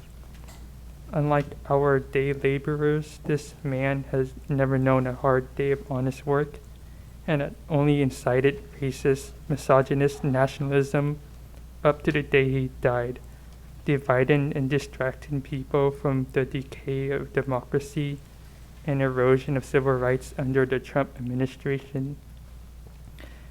Instead, we should look up to members of our own community. There are many Chicana and Latina mothers and grandmothers who contribute to the community by caring for each other's kids in the neighborhood. They work hard and do not spread hateful rhetoric. There's an upcoming vigil when some of them will grieve for their loved ones taken away by the federal government.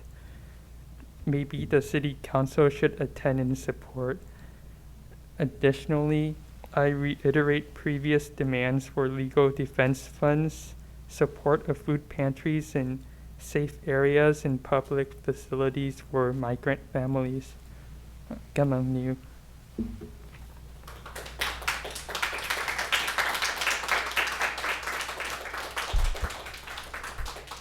That's all the pink cards I have for this evening under oral communication. Is there anyone else wishing to speak this evening under oral communication? All right, seeing none, we will recess and conduct our other legislative bodies.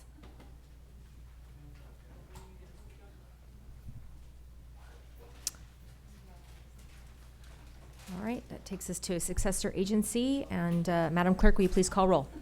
Member Brigham? Here. Member Nguyen? Yeah. Member Tran? Here. Member Aristegui? Here. Vice Chair Muñetón? Here. And Chair Klopfenstein? Here. And Member Dovin is absent. All right, oral communication has been held simultaneously. We have one item under consent. Do I have a motion? I move. Second. I have a motion and a second. Call for the vote, please.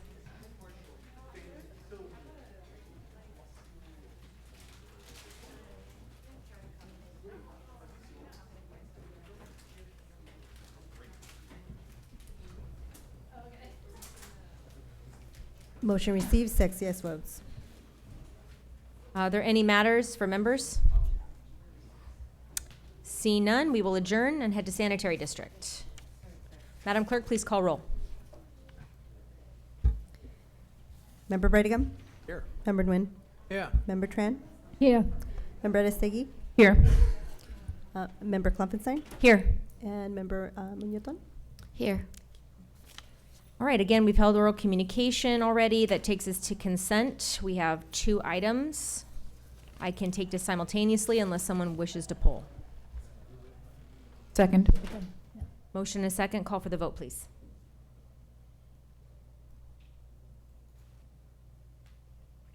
Motion receives, 6 yes votes. Any matters from board members? Seeing none, we will adjourn back to City Council.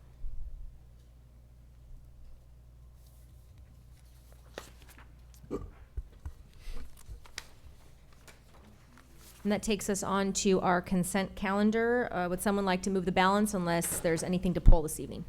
Balance. Second. All right, I have a motion and a second. Call for the vote, please. Motion received, 6 yes votes. All right, that takes us on to public hearings. We have several items. First up, number 13.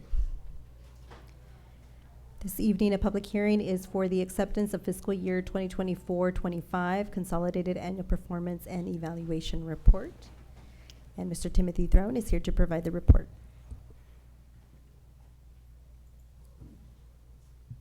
Good evening, Mayor and council members. The purpose of the report before you is to request City Council conduct a public hearing for the city's fiscal year 24-25 Consolidated Annual Performance and Evaluation Report, otherwise known as the CAPER, and to recommend the report's submission to HUD. So the CAPER details how the city carried out the HUD-funded projects and activities funded in the annual action plan. During fiscal year 24-25, the city utilized federal funding to expand and preserve affordable housing opportunities, improve low-income neighborhoods through public infrastructure, and assist special needs groups such as senior citizens, homeless, and those who are at risk of becoming homeless. The city assisted approximately 18,146 low-income individuals through various programs and services. Highlights of fiscal year 24-25 accomplishments include creating and retaining 18 jobs, providing assistance to 12 childcare businesses and helping 108 families access childcare through the Boost program, providing 24 businesses with technical assistance and assisting 2 of those businesses with expansion loans through the MicroBiz program, providing rental assistance and supportive services to 24 homeless and at-risk households through the HEART program, providing response and outreach to 6,055 homeless individuals through the Special Resource Team, which included 1,053 referrals to services and 67 street exits, providing 180 homeless individuals with street outreach, homeless prevention, and emergency shelter services, assisting 3,100 low-income residents through infrastructure development, assisting 20 low-income residents with home repair grants, and assisting 7,478 individuals with fair housing services. A public notice was published in English, Spanish, and Vietnamese newspapers announcing the public comment period, which began on August 22nd and will conclude at tonight's City Council meeting. All public comments received are included in the final submission of the CAPER to HUD. It is recommended that City Council conduct a public hearing for the fiscal year 24-25 CAPER and accept the report and direct its transmission to HUD. This concludes my report, and I'm happy to answer any questions you may have. Thank you very much for the report. Colleagues, this is an opportunity for questions before I open the public hearing. All right, seeing none, we will open the, yes. I just want to make a quick note. So I look at the report. I just want to say thank you so much for making it so easy for us to read. I was looking for affordable housing, community outreach, homeless assistance, etc. I look at the chart that you have right there.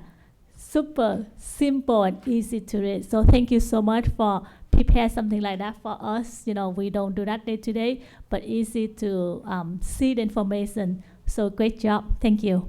Thank you so much. Question? Yeah, and again, another well-done report, echoing Councilwoman Tran. Will this be put on the website for the community to review? Or already has, I assume, since you have the public thing. Yeah, so it's currently up for public review. So I'll be taking it down probably tomorrow morning, but it will be still on the website. We do keep it on the website for historical purposes. Okay, good. Yeah, Yeah. that's kind of what I was going with it. Yeah. Thank you. All right. I have a question. Oh, okay. Is the document that we can use to help our resident how to apply to the affordable housing? So we currently have a website with a map that details all of the locations of affordable housing throughout the city that are city funded, right? And we've actually just created a policy to where we can actually put those on the website and present those on our website and even social media platforms. So moving forward, we will be including any vacant units that are currently open. They'll be on our affordable housing website, and we'll be including that on social media as well. So moving forward, that's definitely something we're doing moving forward, yeah. And according to my information, that we are overflowed with applications already on waiting list. Is that correct? That's specific to the housing authority, yeah. But in terms of the affordable properties that we manage, it's city-funded projects, so any project with a city subsidy or even vouchers included would be included on that list, right? So it's a little different than what the Section 8 housing, the housing vouchers. But yes, their application is currently closed at the moment. I see. Thank you. Madam Mayor, if I may, Yes, I would please. just like to make sure that the council and the community really sort of understands this differential. The Housing Authority provides assistance directly to landlords. So landlords that are willing to accept Section 8 vouchers, so there's a waiting list that opens up maybe once every 2 decades. We have a long waiting list, and we are slowly dwindling it down. We will open it at some point, but that's the Section 8 voucher program, where the subsidy that the city gets from the federal government through HUD goes directly to landlords who are willing to accept these vouchers. The programs that we're talking about this evening, this CAPER, does not cover the Housing Authority. It covers CDBG, the Community Development Block Grant, as well as home funds, and we're required. It's also managed by HUD, so I can see it could be confusing. This report is required for those 2 funding sources, and we are able to leverage those funds from time to time in partnership with affordable housing developers to build projects.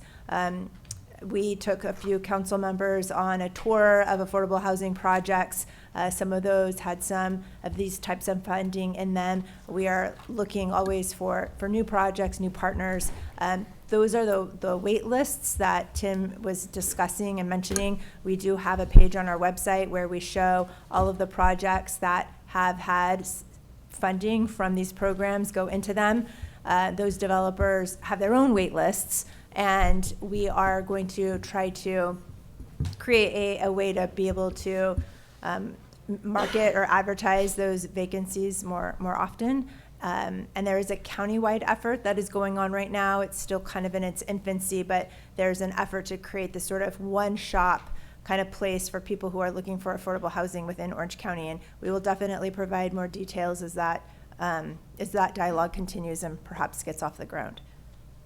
Thank you. If I could just add to that, again, the reason why we are opening our marketing up to these developers who have vacancies is also to provide an opportunity for our community to apply for some of those units, right? To make it public and to make our community aware, right? We understand that the application isn't open for Section 8, so we want to make any affordable housing opportunity known to the community so that they can fill those vacancies and we can get individuals who need those units. Okay, thank you. Any other questions? Okay, with that, we will go ahead and open the public hearing. If there's anyone from the public wishing to speak on this item, please come forward. All right, seeing none, we will close the public hearing, and we can now move into some discussion if any of my colleagues have any further questions or comments on this item. Second. I have a motion and a second. Call for the vote. Motion received, 6 yes votes. Thank you. Your work's appreciated, and thank you for the report tonight. Thank you so much. All right, that takes us on to item 14. Item 14 is introduction and first reading of an ordinance approving zoning text amendment number A-045-2025 to amend Title IX of the Garden Grove Municipal Code to add definitions, special operating conditions, and parking standards to allow substance abuse treatment centers as a conditionally permitted use for properties zoned M-1 limited industrial, with an ordinance entitled, An Ordinance of the City Council of the City of Garden Grove amending provisions of the Land Use Code relating to substance abuse treatment centers. And Ms. Mary Medrano is here to provide the report. Thank you. Good evening, Mayor and members of the City Council. The item before you is a request to transmit a recommendation from the Planning Commission regarding an ordinance to address substance abuse treatment centers. A substance abuse treatment center is defined on the slide before you. In general, these centers provide outpatient treatment and medication for persons suffering from a substance abuse disorder to eliminate cravings and withdrawal symptoms. The city has received inquiries from time to time about locating these types of centers within the city. However, the Garden Grove Municipal Code currently does not distinguish between these uses and medical, dental, and other related health services. In reviewing substance abuse treatment centers, however, staff became aware of the potential for nuisance activities related to these uses, which can include loitering, narcotic use activities, disturbances, trespass, assaults, battery, and interference with the use and enjoyment of property. The potential for nuisance activity became a specific concern given the adoption of the city's most recent housing element update in late 2023, which designated many more properties for residential use throughout the city. Because of potential public health, safety, and welfare impacts, especially when these facilities may be in close proximity to housing, the City Council directed staff to prepare a moratorium to allow staff to study the issue and develop locational criteria and operational standards to address potential impacts. Urgency Ordinance Number 2949 was approved by the City Council on December 20, 2023 for 45 days and subsequently extended for 10 months and 15 days to a total of 1 year on January 23, 2024, and then extended for an additional year on November 8, 2024, such that the moratorium expires on December 20th of this year. During this time, staff has reviewed ordinances of other cities, visited these centers, researched calls for service and types of nuisance activities that can be associated with these uses, conferred with the Garden Grove Police Department, and discussed potential regulations with the city attorney. With this research, staff has developed the draft ordinance being presented tonight. On August 21st, 2025, the Planning Commission held a public hearing to consider approval of the proposed amendment. No members of the public spoke regarding the amendment, and no written comments were received. By a vote of 5-1 with one Planning Commissioner absent, the Planning Commission adopted a resolution recommending that the City Council adopt an ordinance approving this amendment. In the draft ordinance, these centers would require a conditional use permit, and the hearing body would be the Planning Commission or the City Council on appeal, where conditions can be imposed related to hours of operation, requirements for security lighting and cameras, and requirements for private security and monitoring of parking lots. In addition, the required parking ratio would be 5 spaces per 1,000 square feet, and no drive-throughs would be permitted, which means that all dispensing of medicine would occur within an enclosed building. In terms of locational criteria, as proposed by staff, these centers would not be permitted within 500 feet of sensitive uses, and these would include any R-zone property, any property with a residential overlay, any property occupied by a residential use, any planned unit development, unless they were to be amended to expressly allow the use, any public or private school facility, which would include grades K through 12, any property developed with a child daycare center, or any property occupied by a community meeting center, a public park, or a public library.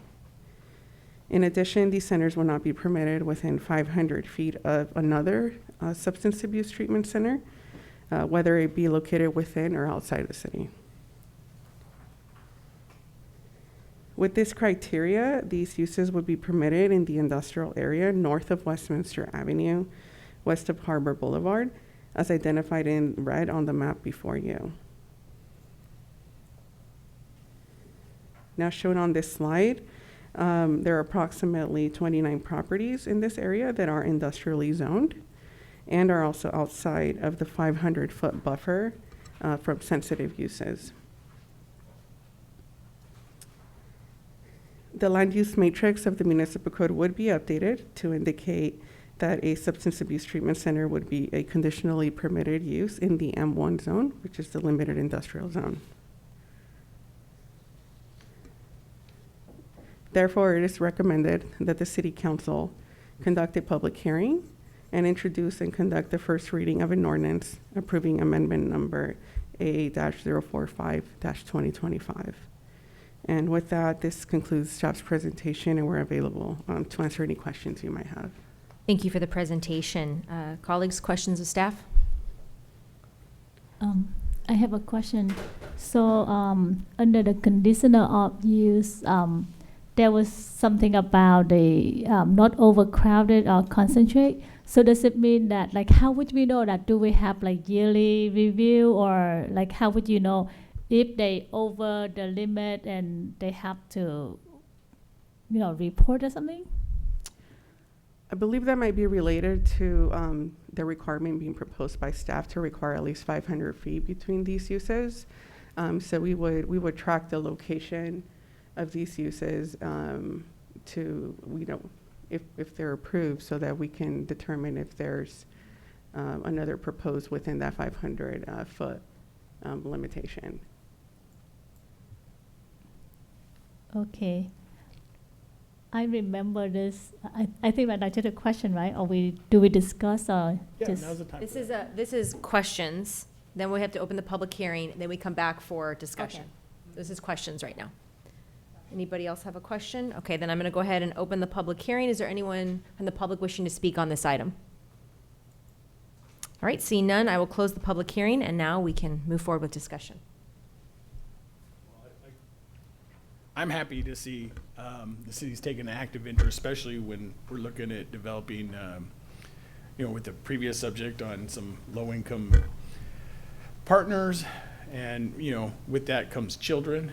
And we want to make sure that we are protecting the children of this community from now and into the future. And we don't want to have these clinics next door to where potentially people would be living, so with families and whatnot. So I'm in very support of this, and I'd like to move it. Okay, is there any other discussion on this item at this time? Councilmember, no? Do I have a second? Second. All right, I have a motion and a second. Call for the vote, please.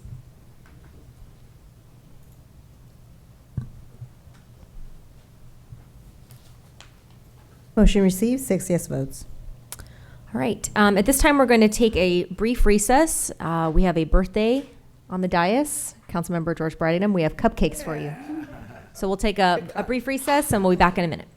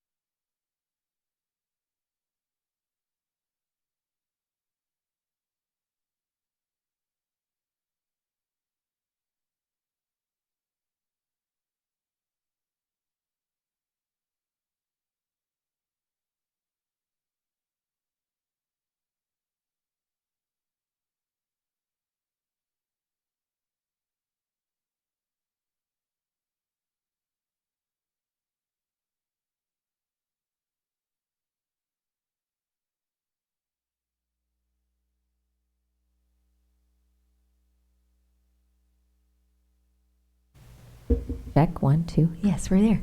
We will go ahead and reconvene. We've finished public hearings. This moves us on to items for consideration. Number 15. The item for consideration tonight is authorization for the issuance of purchase orders to Motorola, AT&T, Tally, and Goserco, Inc. to build out the new Emergency Communications Center as part of the public safety facility. Mr. Craig Beck is here to provide the report. Good evening, Mayor, members of the council. About 15 months ago, we broke ground on our Civic Center revitalization project, and fast forward to today, we're a little past 50% completed. I know many of you have taken a tour. We have completed the superstructures for both the parking garage and the building, so all the concrete work for the structural elements of the building are done. The glass is progressing, as you can see out there. That should be completed in the next couple weeks, and I think they'll have the building watertight by the end of October. So as we look at finishing up the exterior of the building, the team is now focused on the interior. And so the item before you tonight is to move forward with a key element of the operations of the new public safety facility, which is the Emergency Communications Center. It's a 24/7 operation and integral to the city's public safety response. The action before council tonight is to request the approval of purchase equipment that will fit out the 911 phones, radios, and recording equipment. This is being done in concert with Cal OES, the State Office of Emergency Services, and the OC Sheriff's Department. The expenditure of approximately $1.4 million is paid through a combination of state 911 funding and the city's own communication replacement funds. Your approval is requested this evening so we can move forward with procurement of these critical path items. Once we get those items ordered, we anticipate having early access into those rooms in February with anticipated completion and testing sometime in June of 2026. So the project is moving along quickly, and with your support tonight, we'll continue that progress. I'm here and available to answer any questions you may have. Thank you for the presentation. Colleagues, any comments or questions? Yes. Yeah, I'm really excited to see the new police facility expanding. I know for many decades the community has been discussing the need for a new police station, and to see it coming together and so quickly, it's actually pretty awesome. And I just want to really kind of convey how important that the timeline is, that we get that timeline and stick to it and not go beyond as much as possible. I see different social media chatter in the community and talking to people, and it's surprising that people don't realize that they're getting their park back.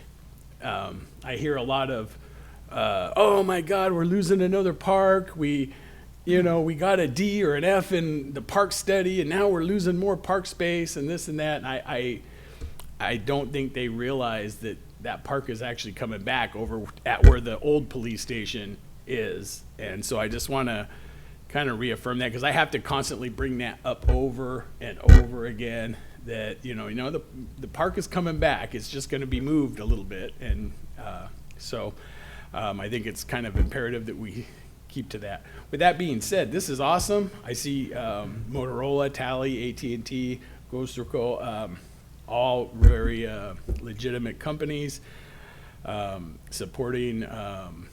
Motorola especially, I think they're the industry standard for most of those electronic components. So with that being said, having our own communication center is vital, and I will move it.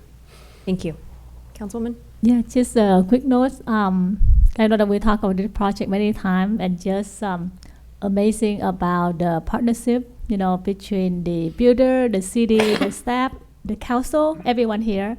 And one of the items I see here, the timeline is critical. This is one of the critical path item, right? So so again, as the council here, you could see our commitment. And so, of course, I saw my support, but also want to say thanks again to you and the rest of the team for the amazing partnership, and that I'm looking forward to a project that moves is like a lightning speed. I just cannot wait to see the building there. So thank you. And ma'am, I would like to compliment for you all about the because we have a chance to do a tour on the building, and the progress was super. It's beautiful, and we're proud of it. So I would to go forward with it. Thank you. Yeah, thank you so much, Craig. I'm so excited to have you here and give us an update. We also have had the opportunity to tour the existing police department building a few times, and having been inside the dispatch room, I can tell you that our dispatch workers are going to be feeling a lot better entering in their new workspace. You kind of go in there, it's a little cramped, which is an understatement. It's pretty cramped. It's, they have a lot of work to do, and they filter not just through our emergent calls, but they also filter through our non-emergency calls. And so it's important to make sure that we equip them with the best equipment that they have and the best communications, so they can continue doing their job.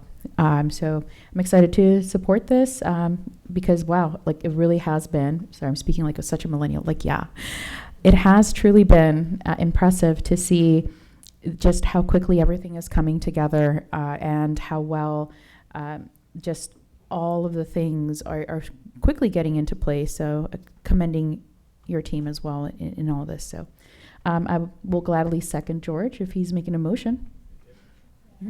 If I may also, I am very proud of the building. It's coming along really well. I went to the first tour, but I am looking forward to the second tour as well, because I know there's a lot of improvement. I pass by the building every day, and I see how much progress is coming along. There's a lot of great things coming in that facility, and I am so excited. It's well deserved, well earned. I'm very, very happy with the way things are turning out. So thank you. I really do appreciate it. This is definitely a pivotal milestone for this project. It's very exciting. Appreciate the detailed report that transparently explains bullet point by bullet point where the money's going and for what. So we appreciate that as well. We have a motion and a second. Call for the vote, please.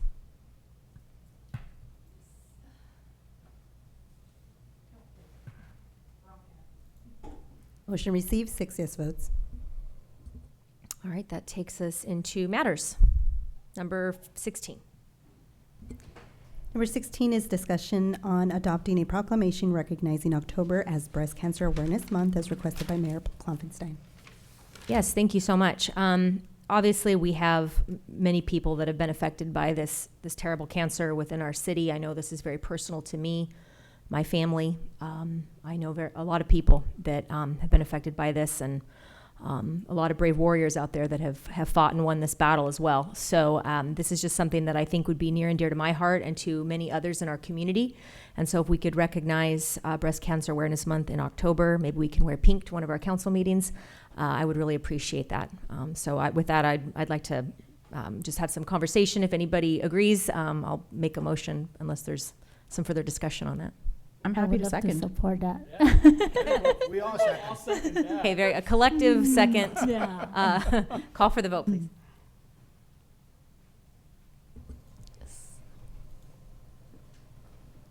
Motion received, 6 yes votes. Thank you, colleagues. With that, we will go around the horn. We will start with District 6 this evening. Hello, everyone. So I want to get started with some wonderful business. So we're celebrating Hispanic Heritage Month. I had the opportunity to visit Santiago High School while they were doing their folklorico dances during lunch. So I want to commend the students at Santiago High School for putting on a great show for one another, and the students from Rancho and their mariachi, because they did a great job dancing, playing along with the music. Along that vein, I'm really excited that there's been folks in the community that want to really put something together that's community oriented to celebrate Hispanic Heritage Month, Latino Heritage Month. So I want to give a shout out to Charlene Cuellar and the Knitting Committee, because they're putting together a wonderful community event that's going to be taking place on November 2nd from 1 p.m. to 5 p.m. at Steelcraft. And it's going to be a celebration of Latino culture with dancing, with music, local artisans. So I hope that you all save the date, and hopefully we'll have some more information available to you guys. But I want to make sure to get that information to you guys out there so you can at least put that on your calendar. It's been a very busy couple of weeks. I had the opportunity to meet with some folks from Supervisor Vince Sarmiento's office and relay to them some concerns that have come to us over the last few weeks. First and foremost, with the issue of sober living homes and the regulation. We've had some residents from my district come and speak with us and share their concerns. And I want to make sure that they also get the update that I've been in communication with some of our other local leaders at higher up levels to make sure that we understand what the issue is with sober living homes and their requirements. So there's going to be more to come with regards to sober living homes here in Garden Grove. So I want to make sure that you guys know that that's something that I'm going to continue to be working on and advocating for our residents. We also had the opportunity to attend the 25th anniversary of the Magnolia Family Resource Center. And we had a really great celebration there. There were so many stakeholders from the community. I did have the opportunity to speak with some folks that had actually visited us earlier that week that were here to advocate for smoke-free parks. They did mention their concern that there were folks from their coalition that was not really able to understand what was going on at the meeting because they didn't have access to an interpreter. So I did want to make sure that I put this out before my colleagues to make you guys aware that there are folks in our community that would like to be more engaged, would want to know what's going on in our meetings, but there is a language barrier here. And Garden Grove being the third largest Hispanic population in all of Orange County, I think we could definitely do better in terms of making sure that our meetings are accessible to folks in our community that want to participate. Because just because they can't come here and vocalize what they want to say doesn't mean that there isn't something that they want to say.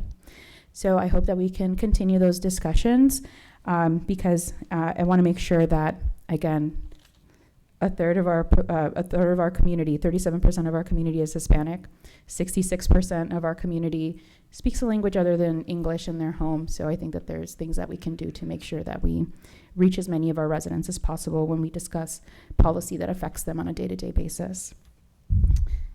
One more update. I also represent the city of Garden Grove on the Orange County Mosquito and Vector Control District Board. I've been trying to spread the word that we're going to be having some ultra low volume spraying happening within our community. That is in parts of District 6 and parts of District 5. And they're going to be conducting sprays from September 23rd, so today, all the way to the 25th, from midnight to 5 a.m. They're going to be spraying what's called an adulticide, which is an insecticide that kills adult mosquitoes. And this is because we have found instances of mosquitoes that have tested positive for West Nile virus in our area. So in an effort to mitigate transmission of that disease, they're going to be conducting sprays on the streets. So if you see the vector control trucks driving up and down your streets and the wee hours of the morning, please don't be alerted. That's just literally when the mosquitoes are out. So that's, when they try to get them to kill them. Our police department has been made aware of this, so just don't worry about it. They know, don't call it in. It's not a creepy person.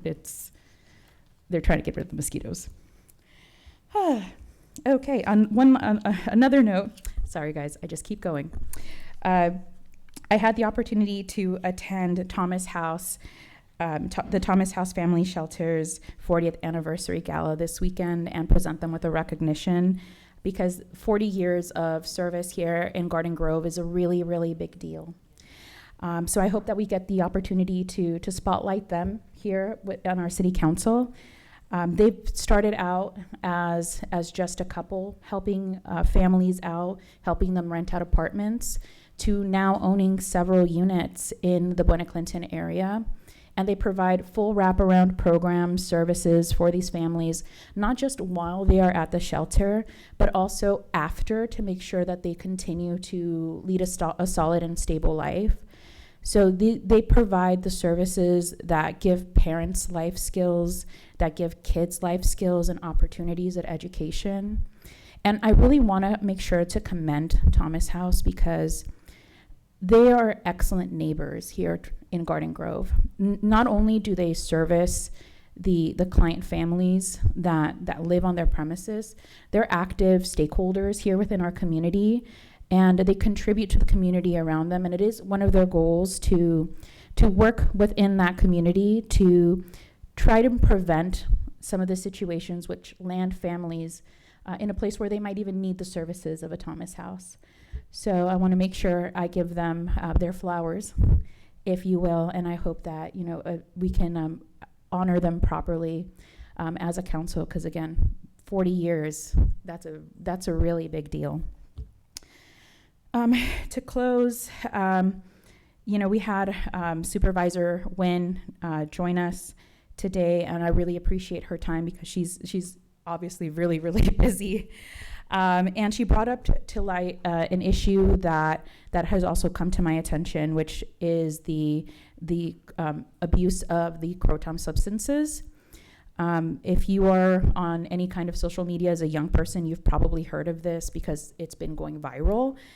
And you've seen how this substance that is pretty readily available to people at just regular old liquor stores, corner stores, is having a detrimental effect on youths and those that are prone to addiction. And I want to also commend, I know that the mayor is going to be working with the supervisor and is in support of this ban, so I want to make sure to say that I want to champion this alongside with her, because this is an important act of prevention to make sure that we don't see this become a full-on problem. This has been an issue in other states, and I do encourage all of my colleagues to do some Googling and do some independent research to kind of see where we're coming from on this, because it's become an issue to the point that it's been all-out banned in certain states in our country where other substance abuse issues are definitely occurring at a higher, more uncontrollable rate. So if we can get a handle of this here now, I think that we'll be able to be ahead of the curve and also set an example for our neighboring municipalities. So I'm definitely in support of that. I think my last comment will really be that, we continue to have members of our community come and visit us and express their concerns. And, I join my community members in solidarity with those concerns. I'm on this dais because I was elected to represent the members of my community in my district. But I'm also a stakeholder in this community. And I want to remind all of my colleagues of this, right? When we're on this dais, and we're making votes on policies, or we're sharing how we feel about things, letting people know what we agree, disagree with, etc. These things also have impacts on me and my family. And to say that I haven't been concerned about how things have been going in the last few months would be an understatement. But I do think it's worth reminding folks that, all of us here are stakeholders in this issue. Whether we might want to see that or not admit to it or not, it is affecting us, because the fact that we're even here listening to our residents talk to us about it, it's affecting us. And we live it. I live it, my parents live it, and it doesn't matter apparently these days that I was born at Garden Grove Hospital in 1991. Right? My own civil rights have been chipped away at. And so the decisions that we make collectively, they impact us on this dais as well. So I want to remind you guys of that. I'm not going to speak for other colleagues or speak to what is it they say or they don't say. At the end of the day, we are on this dais to work together. Our HR are the voters. That's who our HR is, right? They're the ones that call us into account. So they have the ultimate say. We do our best to represent the people that we were elected by. I'm going to continue doing my best, and I will say what I've said to you guys many times before. My door to you all remains open. So you guys know, we know is where to find me if you guys want something to get done. You know, I live by the Taylor Swift adage in life that, you know, you say it in the streets, that's a knockout. You say it in a tweet, that's a cop-out. So I'm going to be reserving my comments with regards to my good colleague until he's here. And that's all for today. Good evening, everyone. Happy first week of fall. Not much to report out this week. I just want to remind everyone, everyone in our community that this week on Friday is Foods of Garden Grove Live. I look forward to connecting with our community as we support local businesses. I'm personally happy to see a great representation of District 5 eateries. That is all for me. Thanks. Good evening. I have many things to report, but I'm going to try to kind of narrow it down. So first, I just want to say thanks to Council Philip Nguyen for coming to meet with the Women Club. And also one of our residents that often come here and talking about the concern at the corner Gilbert and Chapman. So we took a tour, and we also wrote down the thing that we could do better or thing that we could fix. For as an example, the electric outlet were open, and so that's why the homeless people come and use it, and things like that. Or the light need to be at a certain area. So we were able to talk to the Women Club, and they actually took action. So I'm really excited about that, like something that we have concern, and you know, the private owner in that area took action. And so because of that, we're planning for a community cleanup day on October 25th. We already reached out to a couple of nonprofit groups around there, also our public service and the people around there, you know, to see that what we can do to help with the area.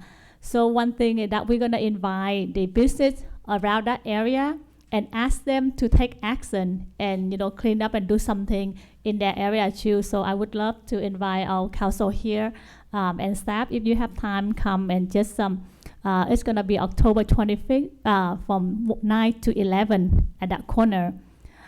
Second, I know that our council member Ariana Estegua mentioned about Supervisor Nguyen.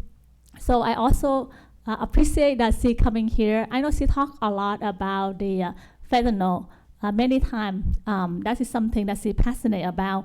And I know that the mayor gonna work with her, so I would love to champion that too. But also I want to say thanks to her. Since she became a supervisor, she have done a lot of things. And so one of the things that she just did over the weekend was the career day. When I got that, I was able to pass that to many of the students that just graduate from college, and also people that need jobs. So thanks to Supervisor Nguyen for hosting the event. Next, I went to our Garden Grove Teen Action first meeting day. That was amazing. Can you believe it? Almost 100 students were in the room, and the program is run by one person, Dina. And she have Dana to be her assistant. And so just want to say thanks to our part in recreation community service for having that program for the teenager to come. And I talked to a couple of them. They were excited, looking forward to amazing year this year. And I probably gonna come there and try to support what I can too. I participate with the student on one of the community cleanup, and also a food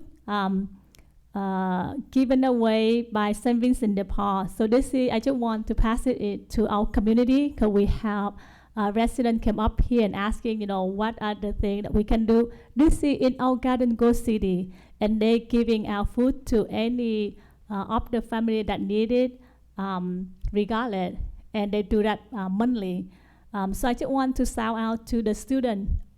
A lot of this done by the student from St. Columban's Church.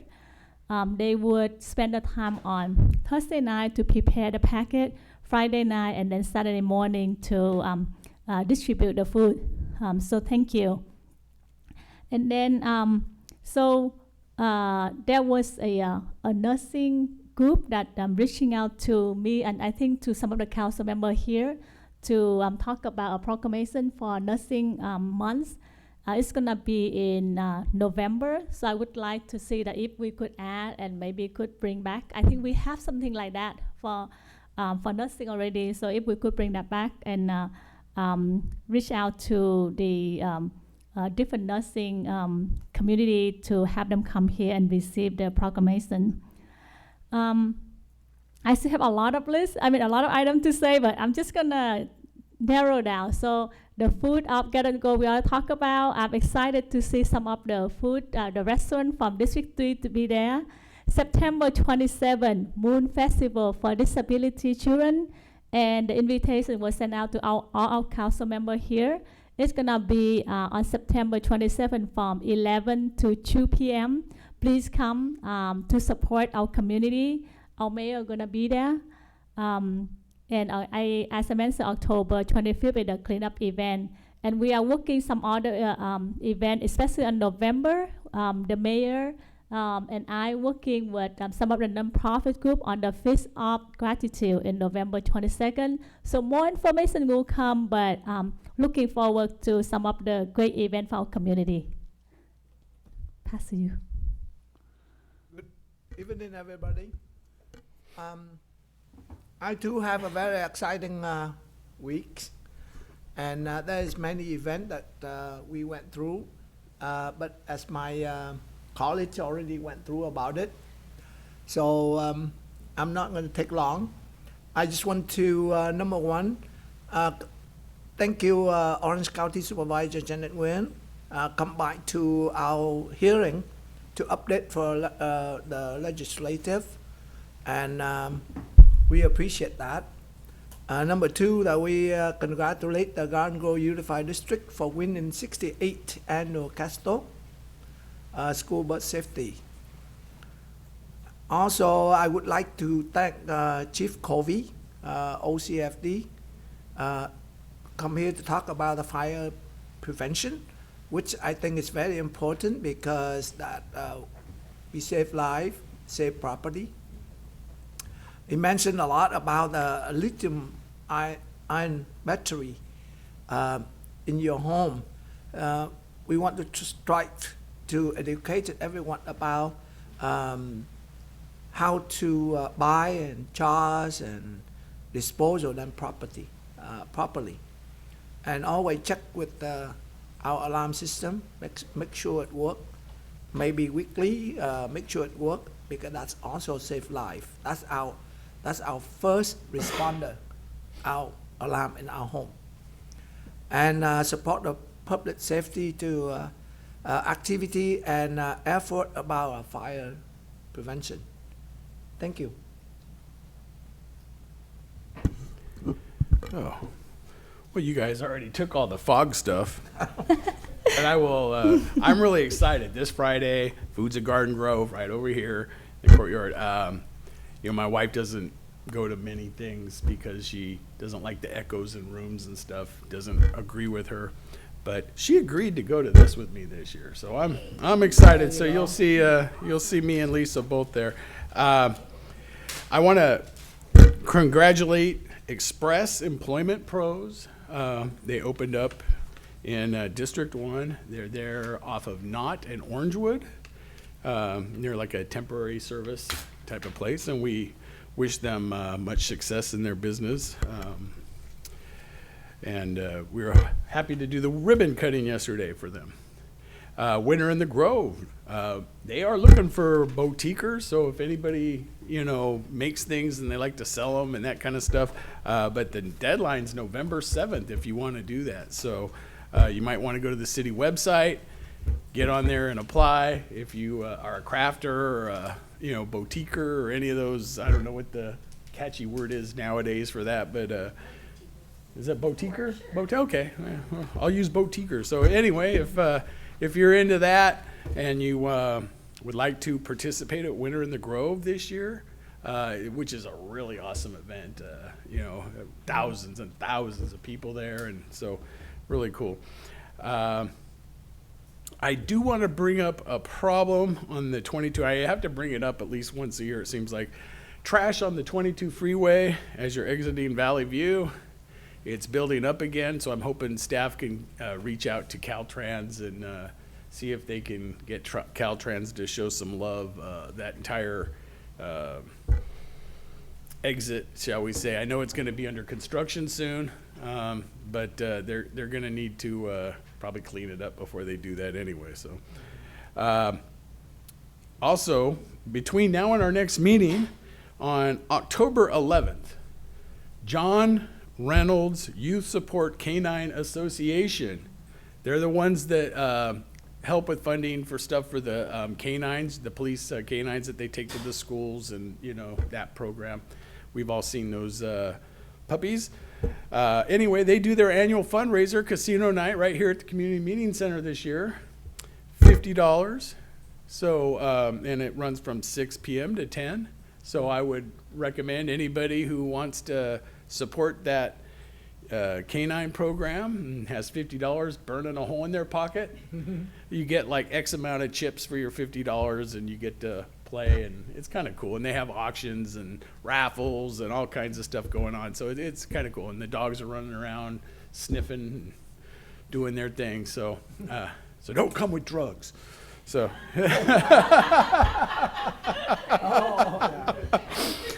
and and that's all I have for tonight. Thank you, council member. Speaking of drugs, Omar, the supervisor obviously came this evening and mentioned the kratom issue that we have here locally. I appreciate Councilwoman Ariana Aristegui also sort of backing up the need for us to maybe take some action on that.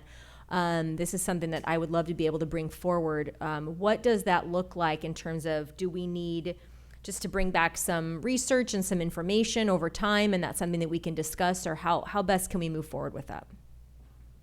Well, normally, if the direction doesn't come from the city manager, then the council agendizes it, and if the majority agrees, then you can direct me to prepare the ordinance and bring it back. Second it. Okay, so I motion, I have a second to bring back information to potentially put something on the agenda for a kratom ban of some sort in the city of Garden Grove. Sure. Yeah. All right, is this a roll call vote? Okay. Councilmember Brightigam? Yes. Councilmember Nguyen? Yes. Councilmember Tran? Yes. Mayor Klopfenstein? Yes. Councilmember Muñozon? Yes. And Councilmember Aristegui? C. Motion received, 6 yes votes. All right, thank you very much. Fantastic, I appreciate that greatly. I have a few other things I just wanted to make mention of. One is we had a gentleman speak. He comes to the council meetings quite frequently, Kyle Mason. He speaks about a certain area in which he lives, Chapman Gilbert area, and we know that we've had some issues in that area that have been ongoing, but I think I would be remiss if I didn't also mention the good works that have taken place in that area. Our special resource team, our Garden Grove Police Department, risking themselves, their health and safety to try to mitigate the issues with the homeless in that area, the fencing that has gone up, the clearing out of those channels, the constant communication and the touch points with Kyle and other residents in that area. So I just want the residents to know, maybe we're not always vocalizing the work, but the work is happening and we're doing a lot for that area each and every day. So I just wanted to make mention of that. I would love to see a community spotlight for Thomas House. 40 years is very impressive. They have done incredible work in the city of Garden Grove and for East Garden Grove especially. So I think that would be fantastic. Foods of Garden Grove is going to be an epic event. It was unbelievable to see the thousands of people show up last time, so I can only assume it's just going to be even better this year. And I know community services and staff have put their heart and soul into this event. It's going to be a blast, and I think we're all going to be there, so it's going to be very fun. I hope the community comes out and enjoys such a fantastic event. And I wanted to congratulate the Main Street Car Show.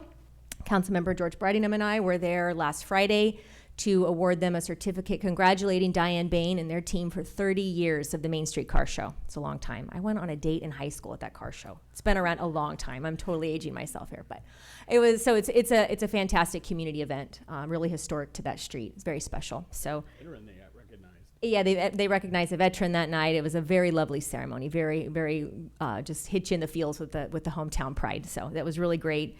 And finally, I'm gonna piggyback off of you mentioning the Winter in the Grove.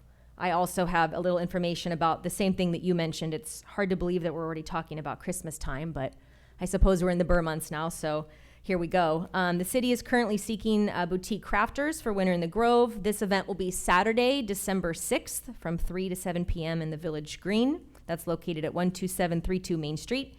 The event is free and will feature festive activities, live entertainment, and a holiday craft boutique with items from local crafters available for purchase.